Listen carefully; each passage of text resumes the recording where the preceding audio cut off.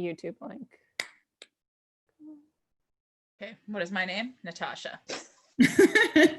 Also That's known not as my name. Natalia. That's not my name. Okay. Oh yeah, Natalia. Yeah, Natasha is a nickname for Hour, Natalia. and this is what happens. It's gonna be a long play. Am I yelling? Sorry. Jar says I'm yelling. Am I yelling? No. Not yelling. All right, YouTube. I'm in a room full of theater people.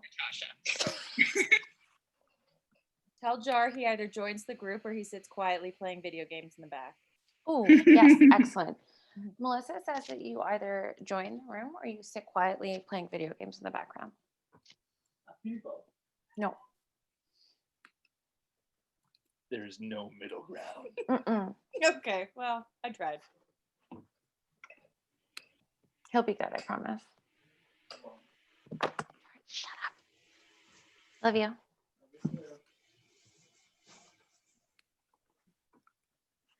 Dancers, am I right? Yeah, they don't talk at all.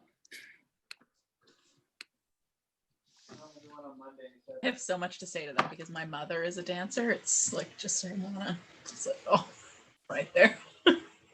Spill the tea, girl. You know it My mother already. is my mother.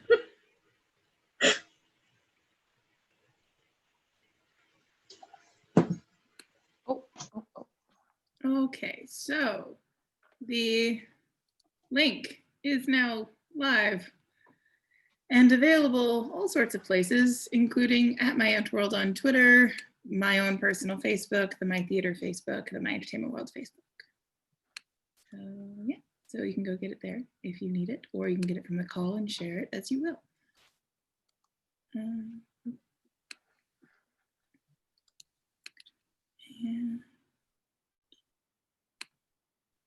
it's so quiet.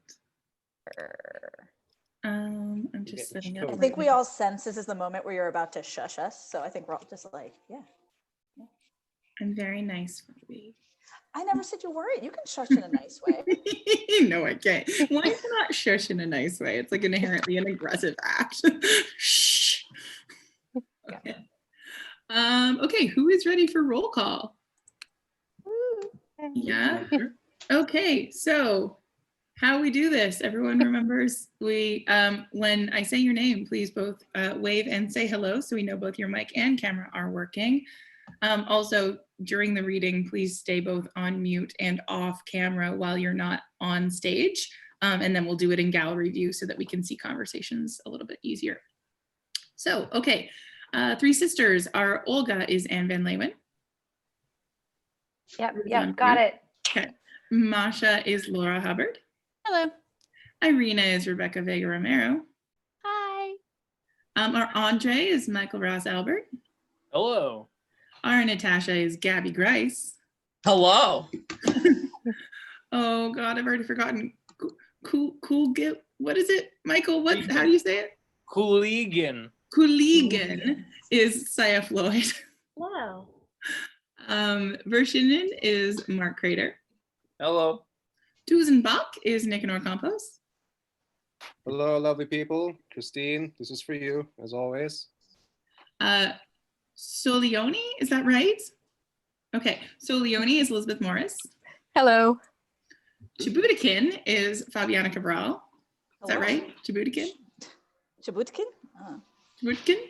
You can kind of like dance over the Yeah. Y if you want. Whatever works. Chibutikin, It's not gonna sound Chibutikin. like Chibutkin. Guys, I don't know why I signed up to do Russians. This is a disaster. Fedotic is Alex Franks. Hi there. Rode is Melissa Wright. Hi. My favorite character because her name is Rode. Yeah. Therapont is Scott McCulloch. Hey, everybody. And Pisa is Elizabeth Ramirez. Yeah. Okay. So just make sure to keep your cameras and your mics off while you're not on stage. And that's all. Okay, see y'all on the other side. Act 1 of Three Sisters in the house of the Prozorovs. Michael, say it again for me. Prozorov. Okay, Prozorovs. God, guys. In the house of the Prozorovs, a drawing room with columns beyond which a large room is visible. Midday. It is bright and sunny. The table in the further room is being laid for lunch. Olga, in the dark blue uniform of a high school teacher, is correcting exercise books, at times standing still, then walking up and down. Masha, in a black dress with her hat on her knee, is reading a book. Irina, in a white dress, is standing plunged in thought. Father died just a year ago on this very day. 5th of May, your name day, Irina. It was very cold. Snow was falling. Felt as though I should not live through it. You lay fainting as though you were dead. But now a year has passed and we can think of it calmly. You are already in a white dress. Your face is radiant.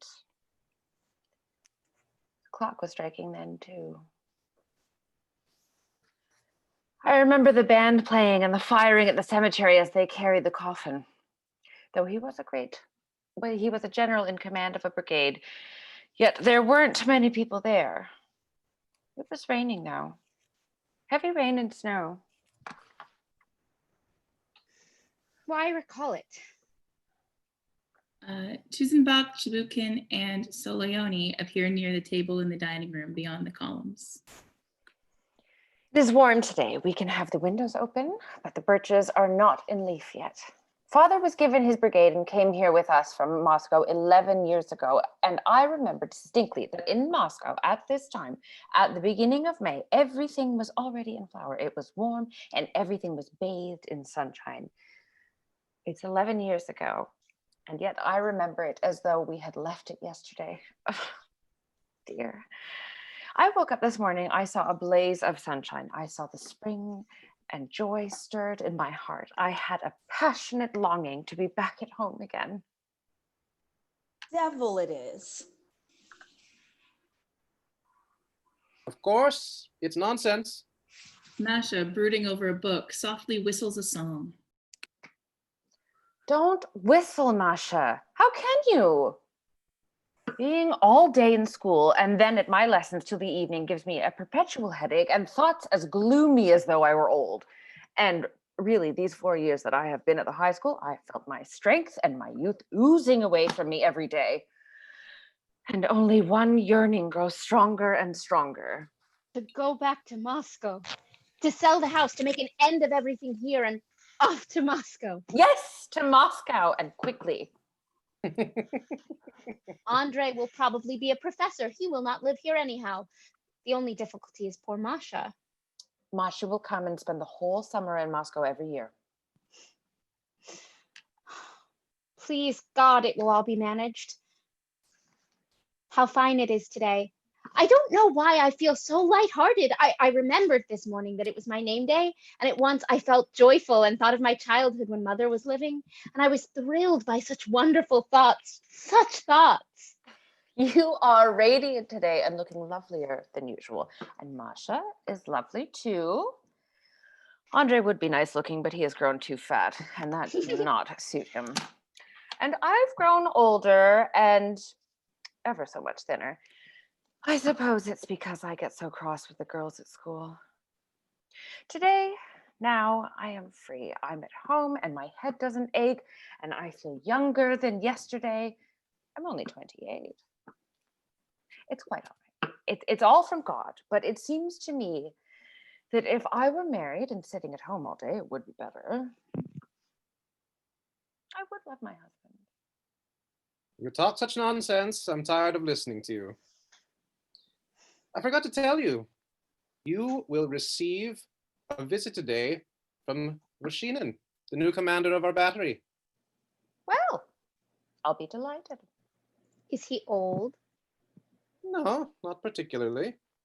40 or 45 at the most. He seems to be a nice fellow. Well, he's not stupid, that's certain. Only he talks a lot. Is he interesting? Yes, he's all right. Only he has a wife, a mother-in-law, and 2 little girls. And it's his second wife, too. He is paying calls and telling everyone that he has a wife and 2 little girls. He'll tell you so, too. His wife seems a bit crazy, with her hair in a long braid like a girl's. Always talks in a high-flown style, makes philosophical reflections, and frequently attempts to commit suicide, evidently to annoy her husband. I should have left a woman like that years ago, but he puts up with it, puts up with her, and merely complains. With one hand, I can only lift up half a hundredweight. But with both hands, I can lift up 2 or even 2.5 hundredweight. From that, I conclude that 2 men are not only twice, but 3 times as strong as 1 man, or even more. For hair falling out, 2 ounces of naphthalene in a bottle of alcohol to be dissolved and used daily. Just make a note of it. No, I don't want it. It doesn't matter. Ivan Romanich, dear Ivan Romanich. What is it, my child, my joy? Tell me, why is it I am so happy today, as though I were sailing with the giant blue sky above me and big white birds flying over it? Why is it? Why? My white bird.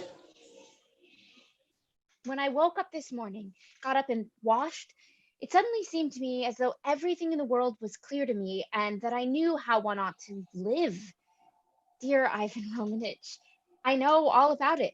A man ought to work, to toil in the sweat of his brow, whoever he may be, and all the purpose and meaning of his life, his happiness, his ecstasies lie in that alone. How delightful to be a workman who gets up before dawn and breaks stones on the road, or a shepherd, or a schoolmaster teaching children, or an engine driver. Oh, dear, to say nothing of human beings, it would be better to be an ox, better to be a humble horse as long as you can work, than a young woman who wakes at 12 o'clock, then has coffee in bed, then spends 2 hours dressing. Oh, how awful that is. Just as one has a craving for water in hot weather, I have a craving for work. And if I don't get up early and work, give me up as a friend, Ivan Romanich. I'll give you up. I'll give you up. Father trained us to get up at 7 o'clock. Now Irina wakes at 7 and lies in bed till at least 9 thinking about things. And she looks so serious. You are used to thinking of me as a child and are surprised when I look serious. I'm 20. The yearning for work. Oh dear, how well I understand it. I've never worked a day in my life. I was born in cold, idle Petersburg in a family that had known nothing of work or cares of any kind. I remember when I came home from the military school, a valet used to pull off my boots. I used to be troublesome, but my mother looked at me with reverential awe and was surprised when other people didn't do the same. I was shielded from work, but I doubt if they have succeeded in shielding me completely. I doubt it. The time is at hand. An avalanche is moving down upon us. A mighty clearing storm, which is coming, is already near and will soon blow the laziness, the indifference, the distaste for work, the rotten boredom out of our society. I'll work. And in another 25 or 30 years, everyone will have to work. Everyone. I'm not going to work. You don't count. In another 25 years, you won't be here, thank God. In 2 or 3 years, you will kick the bucket, or I shall lose my temper and put a bullet through your head, my angel. And I really have never done anything at all. I haven't done a stroke of work since I left the university. I've never read a book. I read nothing but newspapers. Here, I know, for instance, from the newspapers that there was such a person as Dobrolyubov. But what he wrote I can't say. Goodness only knows. They're calling me downstairs. Someone has come for me. I'll be back directly. Wait a minute. He's got something up his sleeve. Yes, he went out with a solemn face. Evidently, he's just going to bring you a present. What a nuisance. Yes, it's awful. He's always doing something silly. By the sea strand, an oak tree green. Upon that oak, a chain of gold. Upon You that are oak, not a very- chain of gold. You are not very cheerful today, Masha. Masha, humming, puts on her hat. Where are you going? Home. That's odd. A walk out on a name day party? Never mind. I'll come in the evening.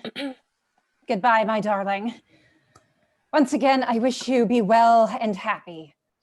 In old days when father was alive, we always had 30 or 40 officers here on name days. It was noisy, but today there's only a man and a half, and it's still as the desert. I'll go. I've got the blues today. I'm feeling glum, so don't you mind what I say. We'll talk some other time. For now, goodbye, darling. I'm going. Oh, how tiresome you are.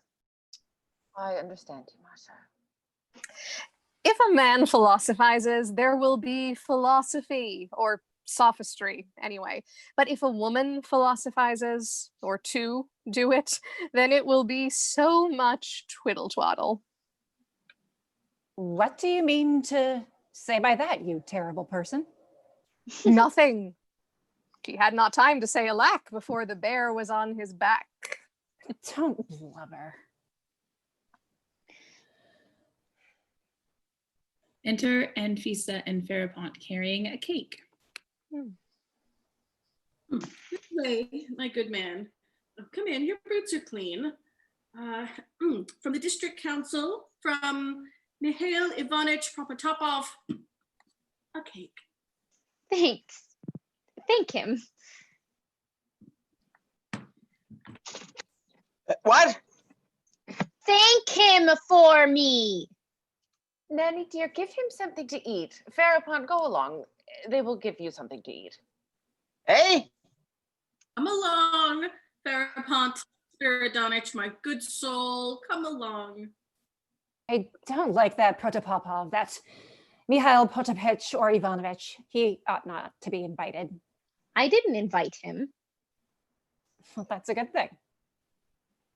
Enter Tibutkin, followed by an orderly with a silver samovar, a hum of surprise and displeasure. A samovar, how awful.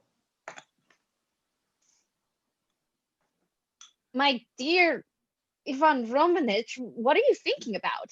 I warned you. Ivan Romanich, you really have no conscience. My dear girls, my darlings, you are all that I have. You are the most precious treasures I have on earth. I shall soon be 60. I am an old man, alone in the world, a useless old man. There is nothing good in me except my love for you. And if it were not for you, I should have been dead long ago. My dear, my little girl, I've known you from a baby. I've carried you in my arms. I loved your dear mother. Why such expensive presents? Expensive presents? Get along with you.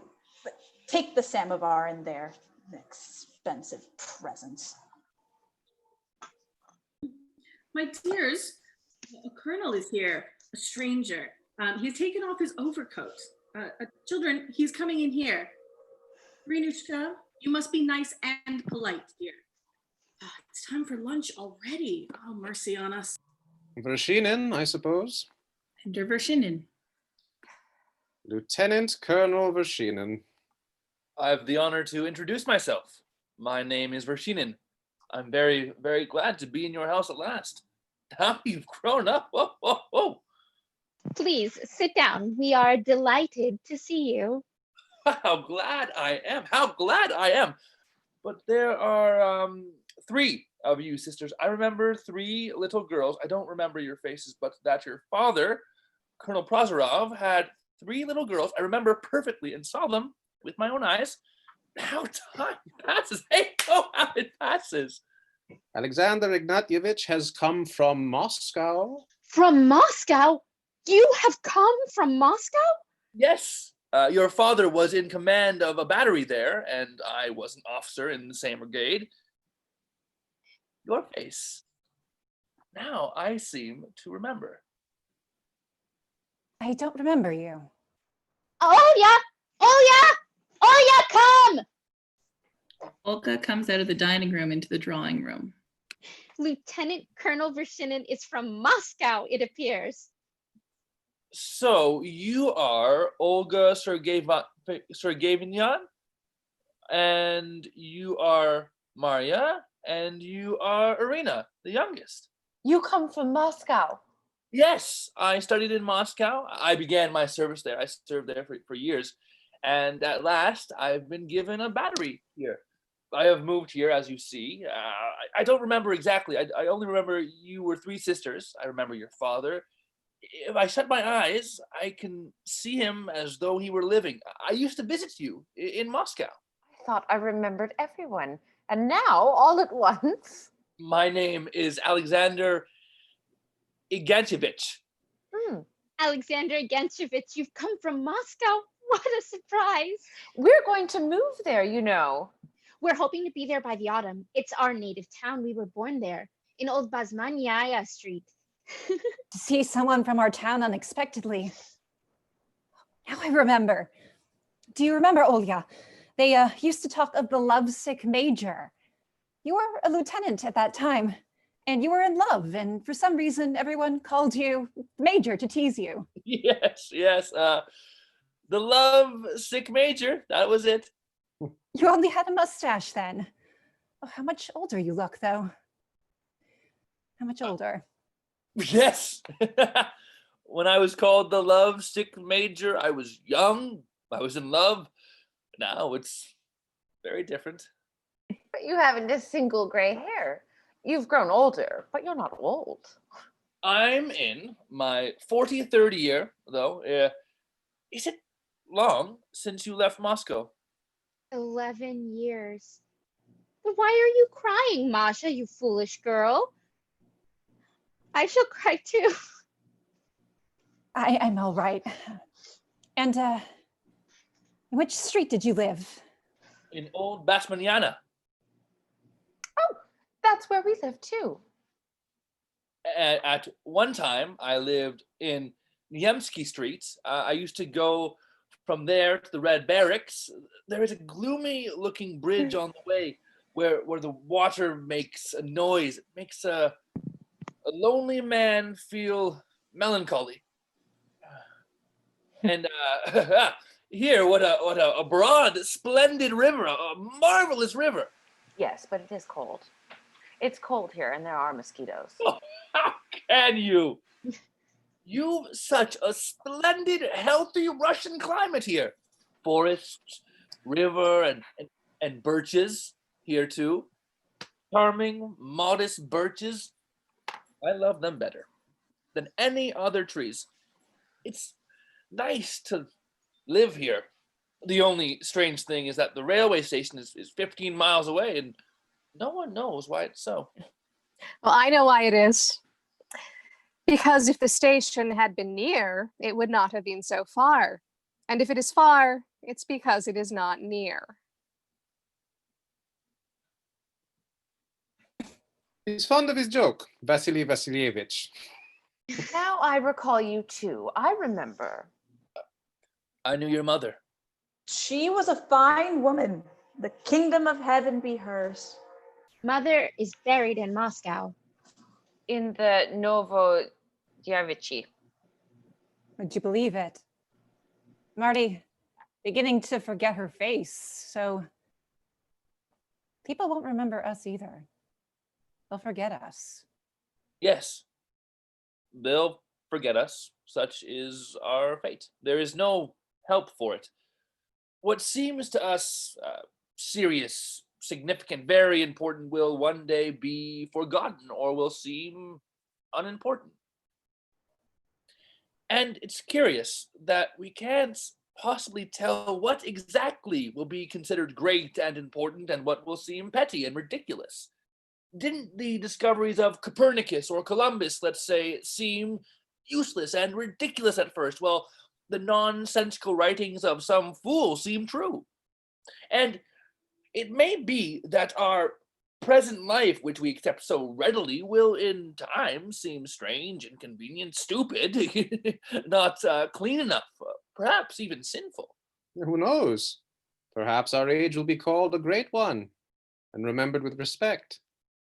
Now we have no torture chamber, no executions, no invasions, but at the same time, how much suffering there is. Chuk, chuk, chuk, chuk. It's bread and meat to the Baron to talk about ideas. Vasily Vasilyevich, I ask you to let me alone. It gets boring at last. Chuk, chuk, chuk. The suffering which one observes now, there is so much of it, does indicate, however, that society has reached a certain moral level. Yes, of course. You said it just now, Baron, that our age will be called great, but people are small all the same. Look how small I am. A violin is played behind the scenes. That's Andre playing, our brother. He's the scholar of the family. We expect him to become a professor. Father was a military man, but his son has gone in for a scholarly career. It was his father's wish. We've been teasing him today. We think he's a little in love. With a young lady living here. She'll come in today, most likely. Oh, how she dresses. It's not that her clothes are merely ugly or out of fashion. They're simply pitiful. A weird, gaudy, yellowish skirt with some sort of vulgar fringe and a red blouse, and her cheeks scrubbed till they shine. Andre is not in love with her. I won't admit that. He has some taste after all. It's simply for fun. He is teasing us, playing the fool. I heard yesterday that she is going to be married to Protopopov, the chairman of our district council. A very good thing, too. Oh, Andre, come here. Come here, dear, for a minute. Dear Andre. This is my brother, Andre Sergeyevich. My name is Vershinin. And mine is Pizarov. You're our new battery commander. Can you believe Alexander Ignatievich comes from Moscow?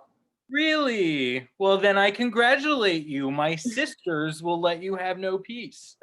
I've had time to bore your sisters already. See what a pretty picture frame Andre has given me today? He made it himself. Yes, it is a thing. And that frame above the piano, he made that too.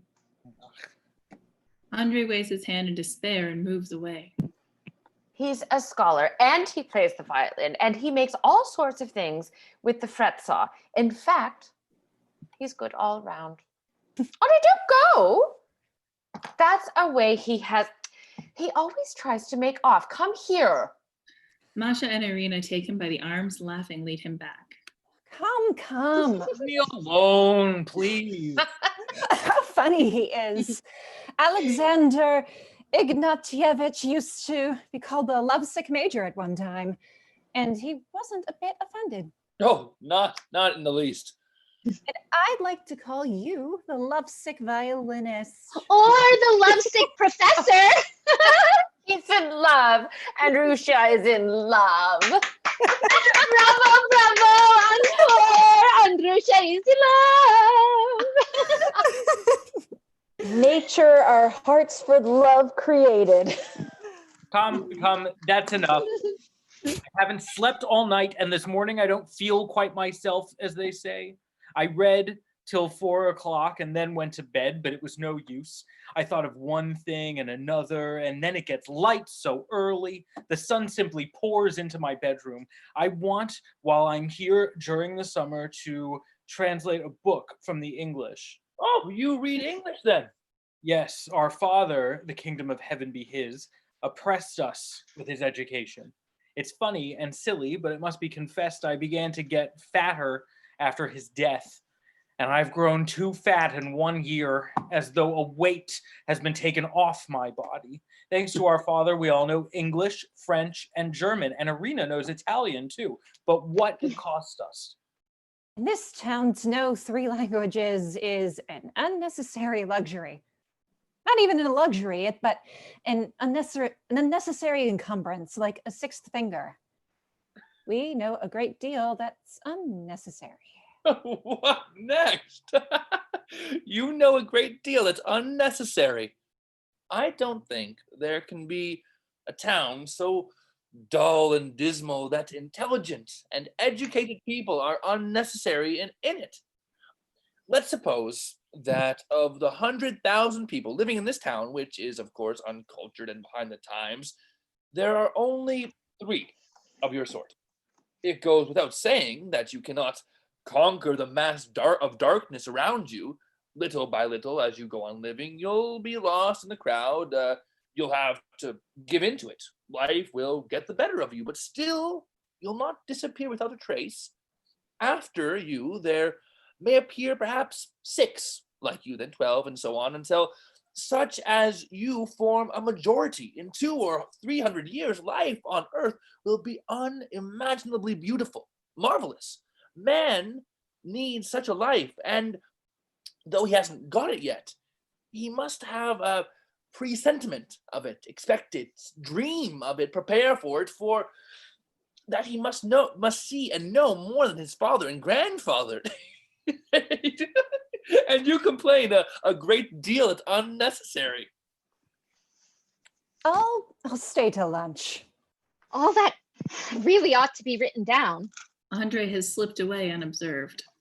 You say that after many years life on Earth will be beautiful and marvelous. That's true. But in order to have any share, however far off, in it, now we must be preparing for it. We must be working. Yes. What a lot of flowers you have. And delightful rooms. I envy you. I've been knocking about all my life from one wretched lodging to another, always with 2 chairs and a sofa and stoves which smoke. What I've been lacking all my life is just such flowers. But there is no use thinking about it. Yes, we must work. No doubt you think the German is getting sentimental. But on my honor, I am Russian and I can't even speak German. My father belonged to the Orthodox Church. I often think, what if you were to begin life over again, knowing what you're doing? If one life, which has been already lived, were only a rough sketch, so to speak, and the second were the final copy, then I think every one of us would try before anything else not to repeat himself. Anyway, he would create a different setting for his life, would have a house like this with plenty of light and masses of flowers. I have a wife and 2 little girls. My wife is in delicate health and so on, but if I were to begin life over again, I would not marry. No. Enter Kuliagin in uniform of a teacher. Dear sister, allow me to congratulate you on your name day, and with all my heart to wish you good health and everything else that one can desire for a girl your age. And to offer you as a gift this little book, The History of Our High School for 50 Years, written by myself. An insignificant little book written because I had nothing better to do, but still you can read it. Oh, good day, friends. My name is Kulian, high school teacher in the high school here, court counselor. Oh, in that book, you'll find a list of all who have finished their studies in our high school during the last 50 years. Fici, quod, poti, faciens, melova, potentes. Why, but you gave me a copy of this book at Easter. Impossible. Oh, if that's so, give it me back, or better still, give it to the Colonel. Please accept it, Colonel. Someday when you're bored, you can read it. Thank you. I'm extremely glad to have made your acquaintance. You're going? No. Oh, you must stay for lunch with us. Please do. I do. I believe I have intruded on a name day party. Forgive me. I didn't know and haven't congratulated you. Today, ladies and gentlemen, is Sunday, a day of rest. Let's all rest and enjoy ourselves, each in accordance with our age and our position. The carpet should be taken up for the summer and put away till winter. Persian powder or naphal time. The Romans were healthy because they knew how to work and they knew how to rest. They had mens sana in corpore sano. Their life was molded into some framework. Our headmaster says that the most important thing in life is its framework. What loses its framework comes to an end, and it's the same in our everyday life. Masha loves me. My wife loves me, and the window curtains too ought to be put away, and the carpets. Today, I feel cheerful and in the best of spirits.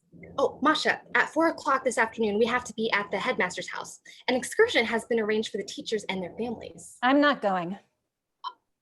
Dear Masha, why not? We'll talk about it afterwards. Very well. I'll go, only let me alone, please. And then we shall spend the evening at the headmaster's house. In spite of the delicate state of his health, that man tries before all things to be sociable. He's an excellent, noble personality, a splendid man. Yesterday, after the meeting, he said to me, "I'm tired, Fyodor Ilyich. I'm tired." Your clock is 7 minutes fast. Yes, he said, I'm tired. Sound of violin playing behind the scenes. Come to lunch, please. There's a pie. Olga, my dear Olga. Yesterday, I was working from early morning till 11 o'clock at night and was tired out, and today I feel happy, my dear. Pie? Splendid. Only mind you don't drink today. Do you hear? It's bad for you to drink. Oh, come, that's a thing of the past. It's 2 years since I got drunk. But there, my good girl, what does it matter? Anyway, don't you dare to drink. Don't dare. What the hell with it? I'm going to be bored at the whole evening at the headmaster's. I wouldn't go if I were you. It's very simple. Don't go, my love. Oh yes, don't go. It's a damnable life, insufferable. Come, come. Chuk, chuk, chuk. Enough, Vasily Vasilievich. Stop it. Chuk, chuk. Your health, Colonel. I'm a teacher and one of our family here, Masha's husband. She's very kind, really very kind. I'll have some of this dark-colored vodka. To your health. I feel so happy to be with you all. No one is left in the drawing room but Irina and Tusenbach. Masha is in low spirits today. She was married at 18 when she thought him the cleverest of men, but now it's not the same now. He's the kindest of men, but he's not the cleverest. Andre, come on. I'm coming. Comes in and goes to the table. What are you thinking about? Nothing. I don't like that Solioni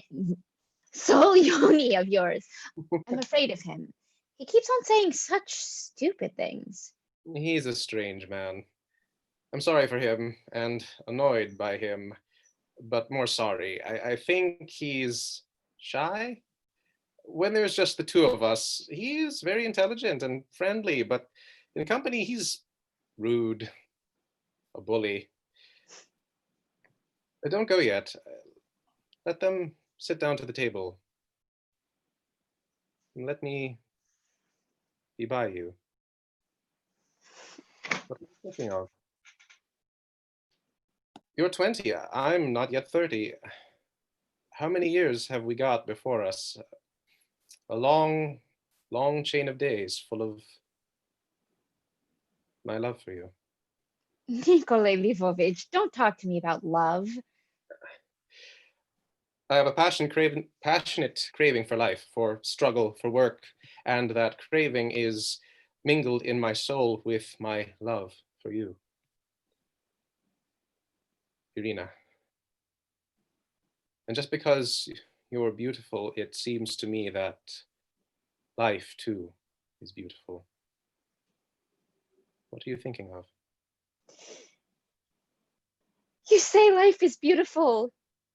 Yes, but what if it only seems so? Life for us three sisters hasn't been beautiful yet. We've been stifled by it as plants are choked by weeds. I'm starting to cry.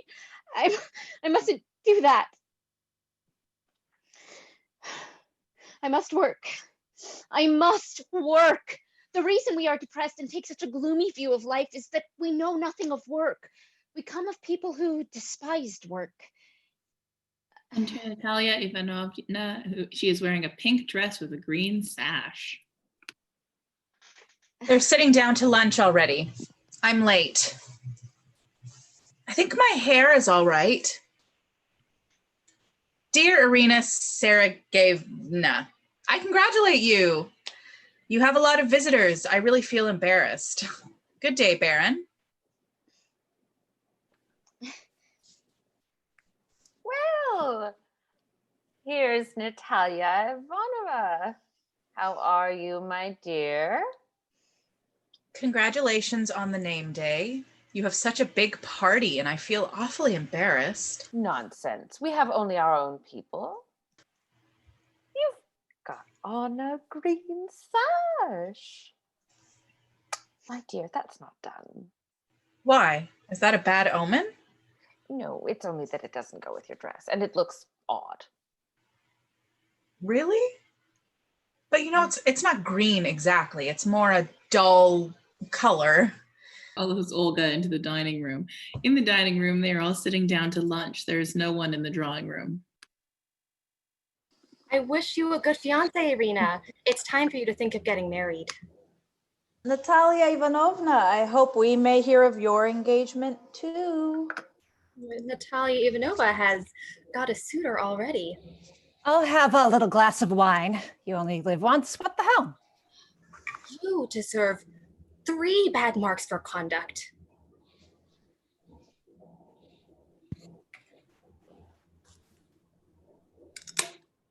How nice this cordial is. What is it made of? Cockroaches. Oh, how disgusting. We're going to have roast turkey and apple pie for supper. Thank God I'm at home all day and we'll be at home in the evening. Friends, won't you come again this evening? Allow me to come too? Oh, please do. They don't stand on ceremony here. Nature our hearts for love created. Stop it, gentlemen. Aren't you tired of it yet? Podotic and Rode come in with a big basket of flowers. Why, they're at lunch already.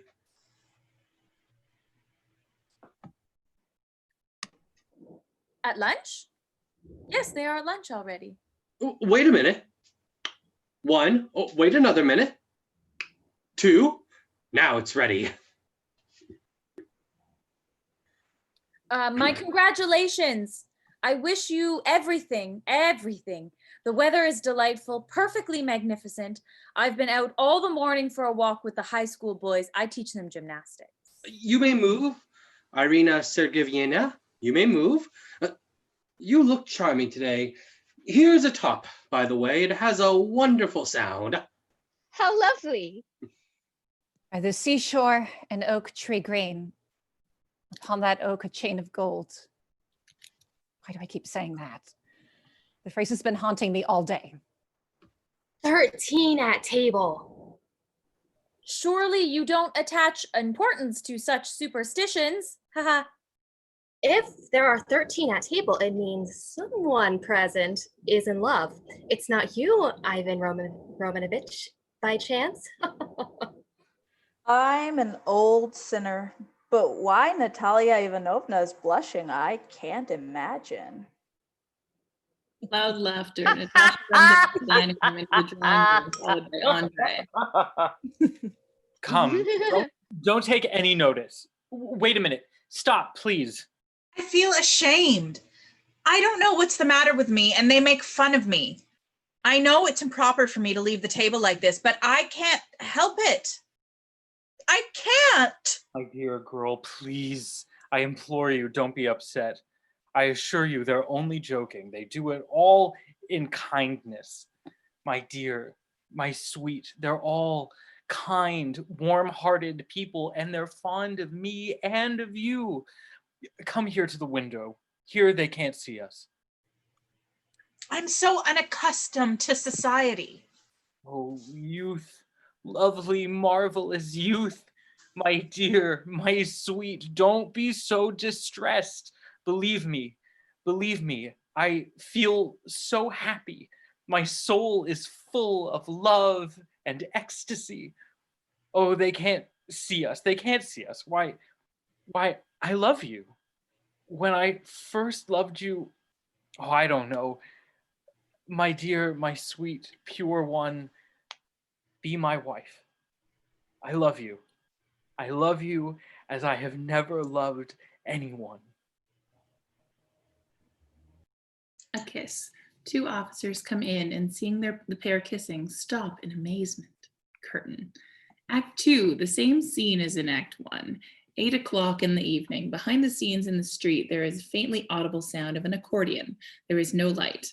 Natasha enters in a dressing gown, carrying a candle. She comes in and stops at the door leading to Andre's room.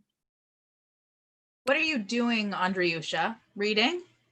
Never mind. I only just asked, is there a light? What is it, Natasha? I was looking to see whether there was a light. It's carnival. The servants aren't acting normally. You've always got to be on the lookout in case something goes wrong. Last night at 12 o'clock, I passed through the dining room and there was a candle left burning. I couldn't find out who had lighted it. What's the time? 8:15. And Olga and Irina aren't in yet. They haven't come in. Still at work. Poor dears. Olga's at the faculty meeting and Irina at the telegraph office. I was saying to your sister this morning, take care of yourself, Irina, darling, said I, but she won't listen. 8:15, you say? I'm afraid our Bobik is not well at all. Why is he so cold? Yesterday he was feverish and today he is cold all over. I am so anxious. It's all right, Natasha. The boy is well. We better be careful about his food anyway. I'm anxious. And I'm told that the mummers are going to be here for the carnival at 9 o'clock this evening. It would be better for them not to come, Andreyusha. I really don't know. They've been invited, you know. Baby woke up this morning, looked at me, and all at once he gave a smile. So he knew me. Good morning, Bobik, said I. Good morning, darling. And he laughed. Children understand. They understand very well. So I'll tell them, Andreyusha, not to let the carnival party come in. That's for my sisters to say. It's for them to give orders since it's their house. Yes, for them too. I'll speak to them. They are so kind. I've ordered yogurt for supper. The doctor says you must eat nothing but yogurt or you will never get thinner. Bobik is cold. I'm afraid his room is chilly, perhaps. We ought to put him in a different room till the warm weather comes anyway. Irina's room, for instance, is just right for a nursery. It's dry and the sun shines there all day. I must tell her. She might share Olga's room for a time. She's never at home anyway, except for the night. Andre, why don't you speak? Nothing. Besides, I have nothing to say. Yes. What was it I meant to tell you? Oh, yes. Farapont has come from the district council and is asking for you. Send him in. Natasha goes out. Andre, bending down to candle which she has left behind, reads. Enter Farapont, who wears an old shabby overcoat with the collar turned up and a scarf over his ears. Good evening, my good man. What is it? The chairman has sent you a book and a paper of some sort. Thanks, very good. But why have you come so late? It's past 8. Hey? I say you have come late. It's past 8 o'clock. Oh, just so. Yeah, I came before it was dark, but they wouldn't let me see you. The master's busy, they said. Well, of course, if you're busy, I'm in no hurry. Hey? Nothing. Tomorrow is Friday. We don't have a meeting, but I'll come all the same and do my work. It's boring at home. Dear old man, how strangely life changes and deceives you. Today, I was so bored and had nothing to do, so I picked up this book, old university lectures, and I laughed. Good heavens, I'm the secretary of the district council, of which Protopopov is the chairman. I am the secretary, and the most I can hope for is to become a member of the board. Me, a member of the local district council. While I dream every night I'm a professor at the University of Moscow, a distinguished man of whom all Russia is proud. I can't say, sir. I don't hear well. If you did hear well, perhaps I shouldn't talk to you. I must talk to somebody, and my wife doesn't understand me. My sisters, I'm somehow afraid of. I'm afraid they will laugh at me and make me ashamed. I don't drink. I'm not fond of restaurants, but how I enjoy sitting at Tiestov's or the Bolshoi Moskovsky at this moment, dear old man. A contractor was saying at the board the other day, there were some merchants in Moscow eating pancakes. One who ate 40, it seems, died. It was either 40 or 50. I don't remember. In Moscow, you sit in a huge room at a restaurant. You know no one, and no one knows you, and at the same time, you don't feel a stranger. But here, you know everyone, and everyone knows you, and yet you are a stranger. A stranger. A stranger, and lonely. Hey? The same contractor says, maybe it's not true, there's a rope stretched right across Moscow. What for? I can't say, sir. That's what the contractor said. Have you ever been to Moscow? No, never. Wasn't God's will I should. Mind if I go? You can go. Take care of yourself. Yeah. Take care. Come tomorrow morning and pick up some papers here. Go. He's gone. Yes, it's work. Stretches and goes slowly into his own room. Behind the scenes, a nanny is singing, rocking a baby to sleep under Masha and Vershinin. While they are talking, a maidservant is lighting a lamp and candles in the dining room. I don't know. I don't know. Of course, habit means a great deal.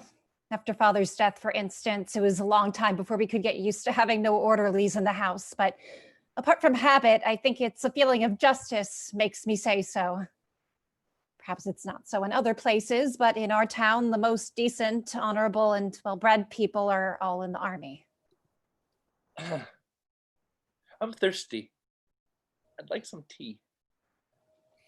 They'll soon be bringing some. I was married when I was 18, and I was afraid of my husband because he was a teacher. I'd only just left school. In those days, I thought him an awfully scholarly, clever, and important person, and now it's not the same, unfortunately. Yes, I see. I'm not speaking of my husband. I'm used to him. But Among civilians, generally, there's so many rude, ill-mannered, badly brought up people. Rudeness upsets and distresses me. I'm unhappy when I see that a man is not refined, not gentle, not polite enough. When I have to be among the teachers, my husband's colleagues, it makes me quite miserable. Yes. But to my mind, it makes no difference whether they are civilians or military men. They are equally uninteresting. In this town, anyway. It's all the same. If one listens to a man of the educated class, here, civilian or military, he's worried to death by his wife, worried to death by his house, worried to death by his estate, worried to death by his horses. A Russian is peculiarly given to exalted ideas, but why is it he always falls so short in life? Why? Why? Why is he worried to death by his children and by his wife? And why are his wife and children worried to death by him? You're rather depressed this evening. Perhaps. I've had no dinner today and nothing to eat since morning. My daughter is not quite well, and when my little girls are ill, I am consumed by anxiety.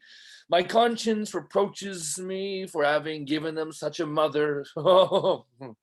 If you had seen her today, what a fool she is. We began quarreling at 7 o'clock in the morning, and at 9, I slammed the door and went away. I never talk about it. Strange, it's only to you I complain. Don't be angry with me. Except for you, I have no one. No one. What a noise in the stove.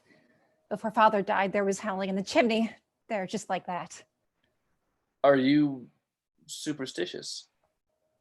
Yes. That's strange. You are a splendid, wonderful woman.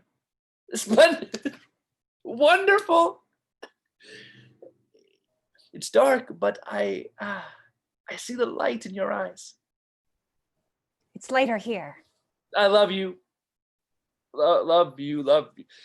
I love your eyes. Your movements. I see them in my dreams. Splendid, wonderful woman. You talk to me like that. For some reason, I laugh, though I am frightened. Please don't do it again. You may say it, though I don't mind. Oh, I don't mind. Oh, someone is coming. Talk of something else. Irina and Tutzenbach come in through the dining room. I've got a 3-barreled name. My name is Baron Tusenbach Kron Althauscher, but I belong to the Orthodox Church and am just as Russian as you. There is very little of the German left in me. Nothing perhaps but the patience and obstinacy with which I bore you. I walk you home every evening. Oh, how tired I am. And every day I'll come to the telegraph office and walk you home. I'll do it for 10 years, for 20 years, till you drive me away. Oh, it's you. How are you? Well, I'm home at last. A lady came just now to telegraph her brother in Saratov that her son died today and she couldn't think of the address. So she sent it without an address, simply to Saratov. She was crying, and I was rude to her for no reason. Told her I had no time to waste. It was so stupid. Are the carnival people coming tonight? Yes. I must rest. I'm tired. When you come from the office, you seem so young, so forlorn. I'm tired. No, I don't like telegraph work. I don't like it. You've grown thinner. And you look younger. Rather like a boy in the face. That's the way she does her hair. I must find some other job. This does not suit me.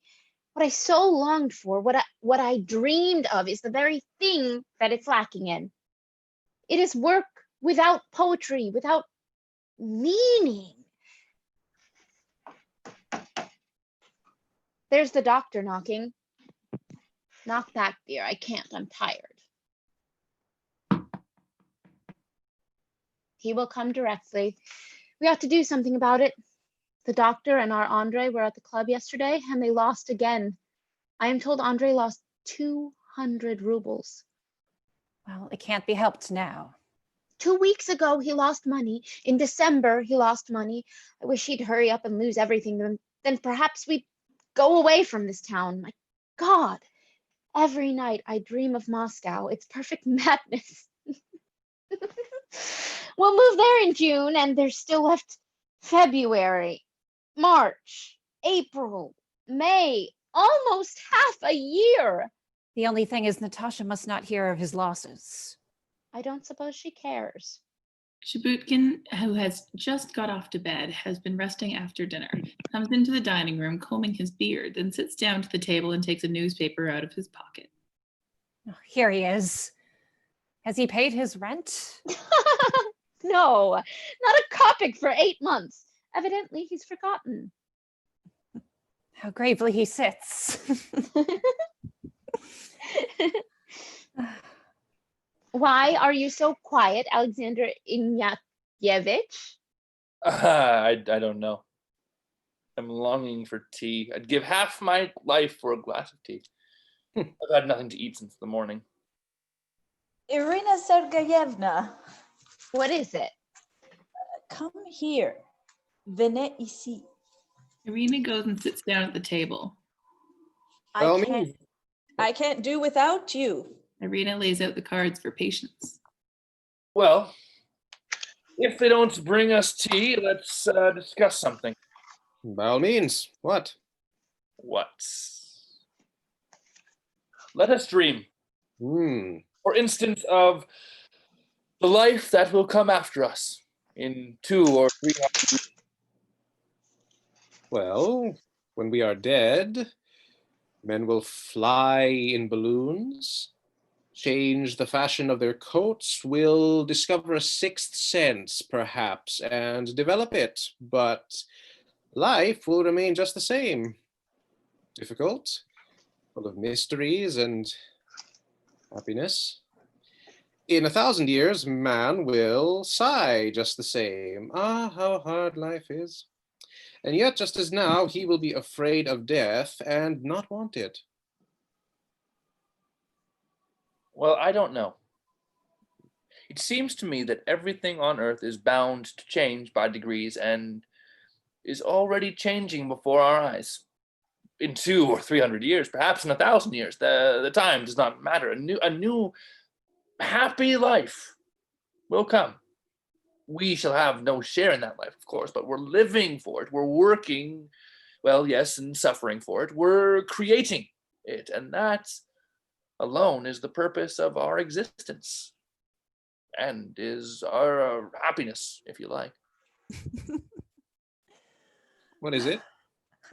I don't know. I've been laughing all day. I was at the same school as you were. Didn't go to the military academy. I read a great deal, but I don't know how to choose my books. And very likely I read quite the wrong things. And yet, the longer I live, the more I want to know. My hair is turning gray. I am almost an old man, but I know so little. Oh, so little. But all the same, I think that I do know and thoroughly grasp what is essential and matters most. And how I should like to make you see that there is no happiness for us, that there ought not to be and will not be. We must work. Work, and happiness is the portion of our remote descendants. If it's not for me, but at least it's for the descendants of my descendants. Bedotik and Rode appear in the dining room. They sit down and sing softly, playing the guitar. You think it's no use even dreaming of happiness, but What if I'm happy? No, you're not.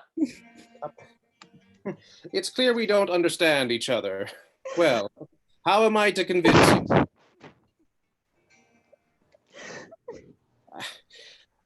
Laugh, laugh, laugh.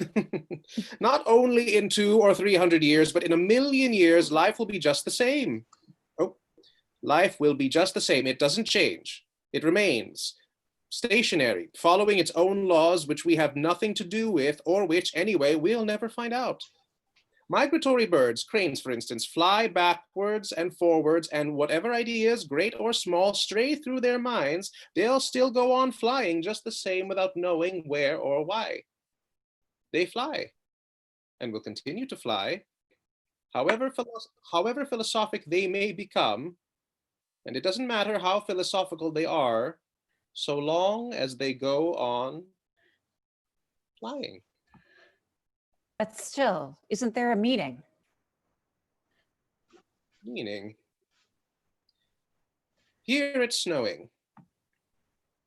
What meaning is there in that? I think man ought to have faith, or not to seek a faith, or else his life is empty. Empty. To live and not to understand why cranes fly, why children are born, why there are stars in the sky. You've got to know what you're living for, or else it's all nonsense and waste. And yet, you're sorry when your youth is over. Google says it's still living in the world, friends. I say it's difficult to argue with you, friends. Oh, well, I give up. Balzac was married at Berdichev. I really must put that down in my book. Balzac was married at Berdichev. Die is cast. Balzac was married at Berdichev. The die is cast. You know, Maria Sergeyevna, I've resigned my commission. So I hear. I see nothing good in that. I don't like civilians. Oh, never mind. I'm not good looking enough for a soldier. But that doesn't matter, though. I'm going to work. I'm going to work, if only for one day in my life, to work so that I come home at night, tired out, and fall asleep as soon as I get into bed. Workmen must sleep soundly. I bought these colored pencils for you just now as I passed Segovyek's on Moscow Street, and this penknife. You've got used to treating me as though I were little, but I'm grown up, you know. Oh, how lovely. And I bought a knife for myself. Look, one blade, and another blade, a third, and this is for your ears. And here are scissors, and that's for cleaning your nails. Doctor, how old are you? Me? 32. I'll show you another kind of patience. Lays out the cards. The samovar is brought in, and Fisa is at the samovar. A little later, Natasha comes in and is also busy at the table. So Leonie comes in and after greeting the others, sits down at the table. What a wind there is. Yes, I'm sick of the winter. I've already forgotten what summer is like. The game is working out right. I see. We shall go to Moscow. No, it's not working out. You see, the 8 is over the 2 of spades. So that means you won't go to Moscow. Titsikar, smallpox is raging there.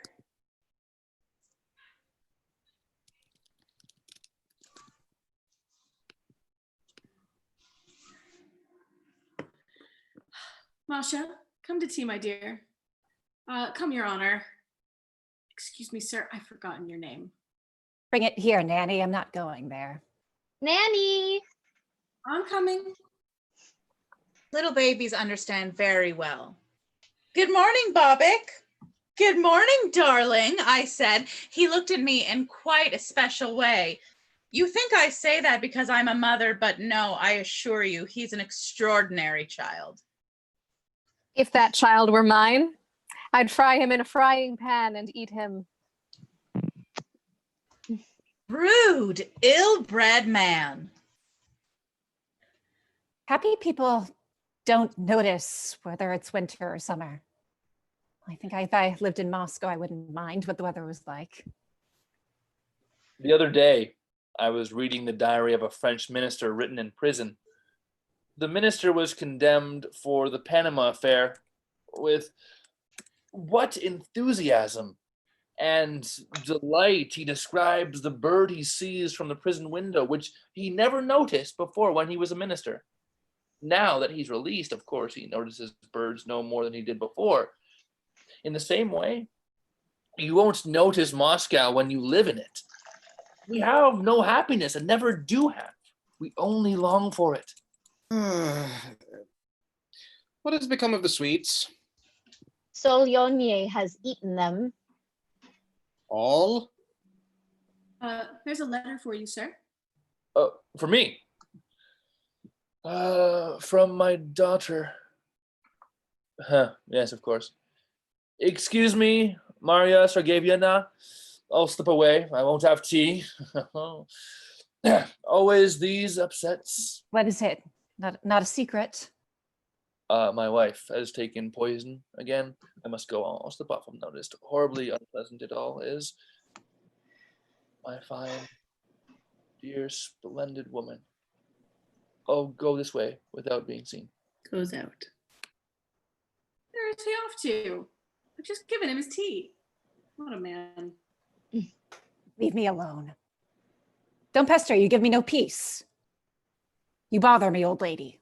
Why are you so huffy, darling? Anfisa! Lisa. Well, he sits there. Goes out. Let me sit down. You take up all the table with all your cards. Drink your tea. How mean you are, Masha. If I mean, don't talk to me. Don't interfere. Don't interfere. Don't interfere.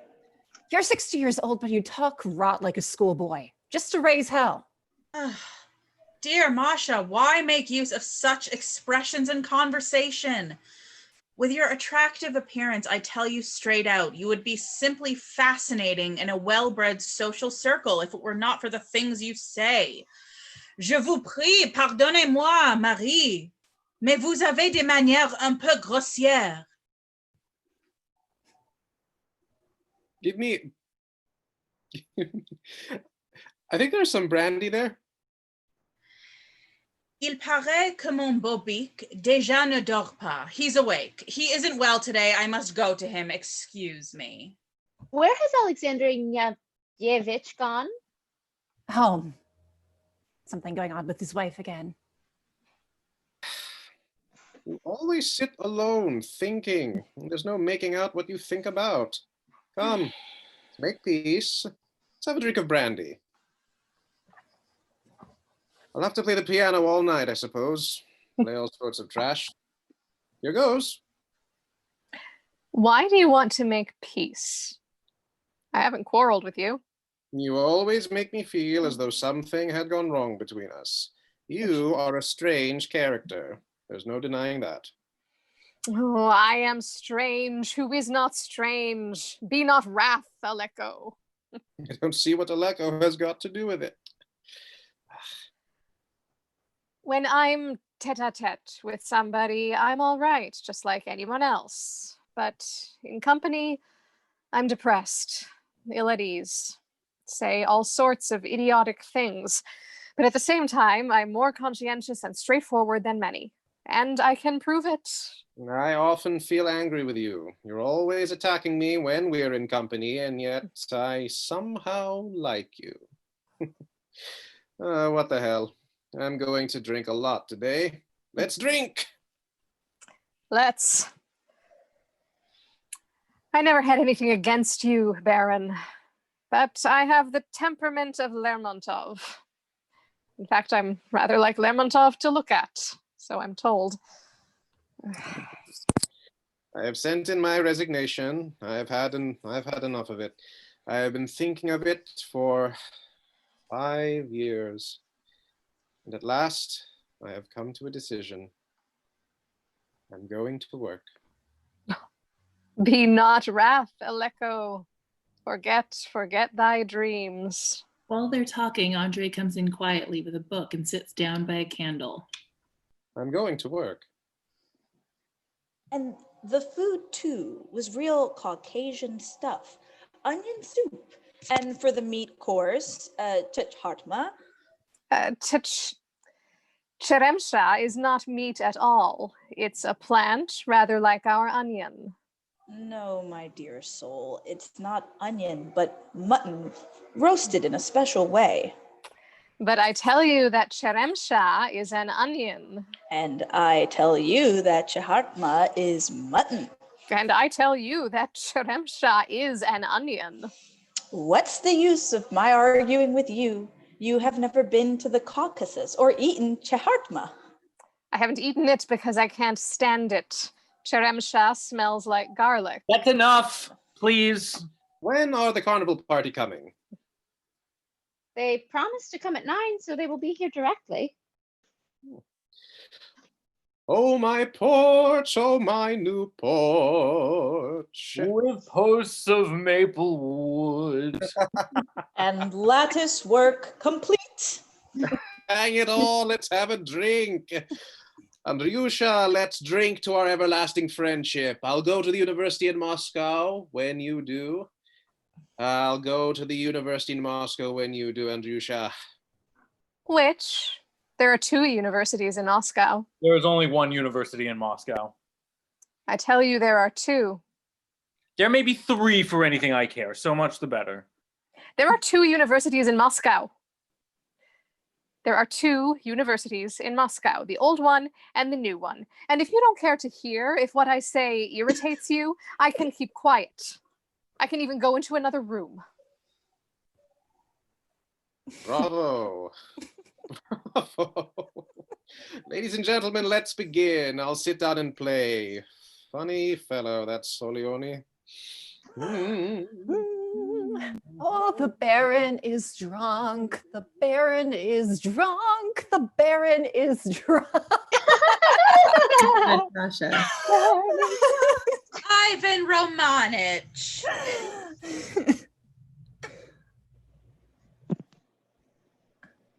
What is it? It's time we were going. Good night. Good night. It is time to be going. Excuse me? What about the carnival party? They won't be coming. You see, dear,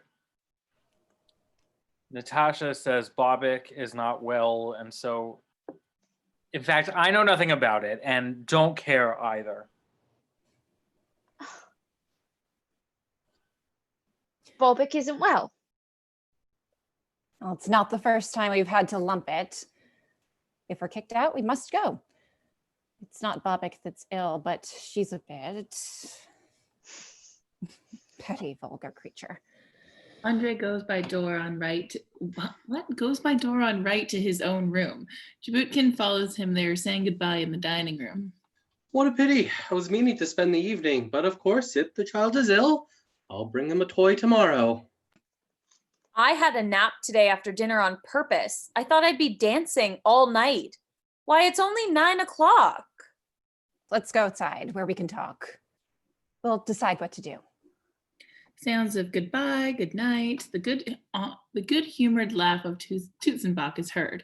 All go out, and Fisa and maidservant clear the table and put out the light. There is the sound of the nanny singing. Andre in his hat and coat and Chabutkin come in quietly. I never had time to get married because life has flashed by like lightning. And because I was passionately in love with your mother, who was married. A person shouldn't get married. You shouldn't because it's boring. That's all very well, but what about loneliness? Say what you like, it's a dreadful thing to be lonely, my dear boy. But no matter though. Come on, let's go. What's the hurry? We have plenty of time. I'm afraid my wife may stop me. I'm not going to play today. I'll just sit and look on. I don't feel well. What can you do, Ivan Romanich, for shortness of breath? It's no use asking me. I don't remember, dear boy. I don't know. Let's go through the kitchen. They go out. A ring, then another ring. There's a sound of voices and laughter. What is it? The mummers, all dressed up. Nanny dear, tell them there's no one at home. They must excuse us. And Fisa goes out. Irina walks about the room in hesitation. She is excited. Enter Solione. No one here. Where are they all? They've gone home. How strange. Are you alone here? Yes. Good night. I behaved tactlessly, without sufficient restraint just now. But you're not like other people. You're pure and noble. You see the truth. You alone can understand me. I love you. I love you deeply, infinitely. Good night. You must go. I can't live without you. Oh, my joy. Oh, happiness. Those glorious, exquisite, marvelous eyes, such as I have never seen in any other woman. Don't, Vasily Vasilovich. For the first time, I am speaking of love to you, and I feel as though I were not on Earth, but on another planet. Well, it doesn't matter. There is no forcing kindness, of course. But there must be no successful rivals. There must not be. I swear by all that is sacred, I will kill any rival. Oh, exquisite being. Natasha crosses the room with a candle. Andre is there. Let him read. Excuse me, Vasily Vasilyevich. I didn't know you were here and I'm in my dressing gown. I don't care. Goodbye. Goes out. You're tired, my poor dear little girl. You ought to go to bed earlier. Is Bobik asleep? He's asleep, but not sleeping quietly. By the way, dear, I keep meaning to speak to you, but either you are out or else you haven't the time. I think Bobik's nursery is cold and damp, and your room is so nice for a baby. My sweet, my dear, you might move for a time into Olia's room? Where? Sound of a three-horse sleigh with bells driving up the door. You would be in the same room with Olga and Bobik in your room. He is such a darling. I said to him today, Bobik, you are mine. You are mine. And he looked at me with his funny little eyes. Oh, that must be Olga. How late she is. The maid comes up to Natasha and whispers in her ear. Protopopov? What a crazy fellow he is. Protopopov has come and asks me to go out with him in his sleigh. How strange men are. Somebody has come. I might go for a quarter of an hour. Tell him I'll be right there. You hear? It must be Olga. Goes out. The maid runs out. Irina sits lost in thought. Kulgin, Olga, and Vershinin come in. Well, this is a surprise. They said they were going to have an evening party. Strange. And when I went away half an hour ago, they were expecting the carnival people. They've all gone. Has Masha gone too? Where has she gone? And why is Propotopov waiting below with his slave? Whom is he waiting for? Don't ask questions. I am tired. Oh, isn't she a bad little girl? The meeting is only just over. Tired out. Our headmistress is ill and I have to take her place. Oh, my head. My head does ache. Oh, my head. Andre lost 200 rubles yesterday at cards.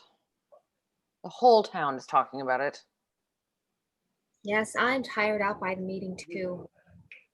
My wife took it into her head to give me a fright. She nearly poisoned herself. It's all right now, and I'm glad it's a relief. So we are to go away? Very well, then I'll say goodnight. Fedor Ilyich, let's go somewhere together. I can't stay at home. I absolutely can't. Come along. I am tired. I'm not coming. I'm tired. Has my wife gone home? I expect so. Good night. I have all day tomorrow and the next day to rest. Good night. Oh, I do want some tea. I was counting on spending the evening in pleasant company. Oh, falicem hominum spem, accusative of exclamation. Well, then I must go alone.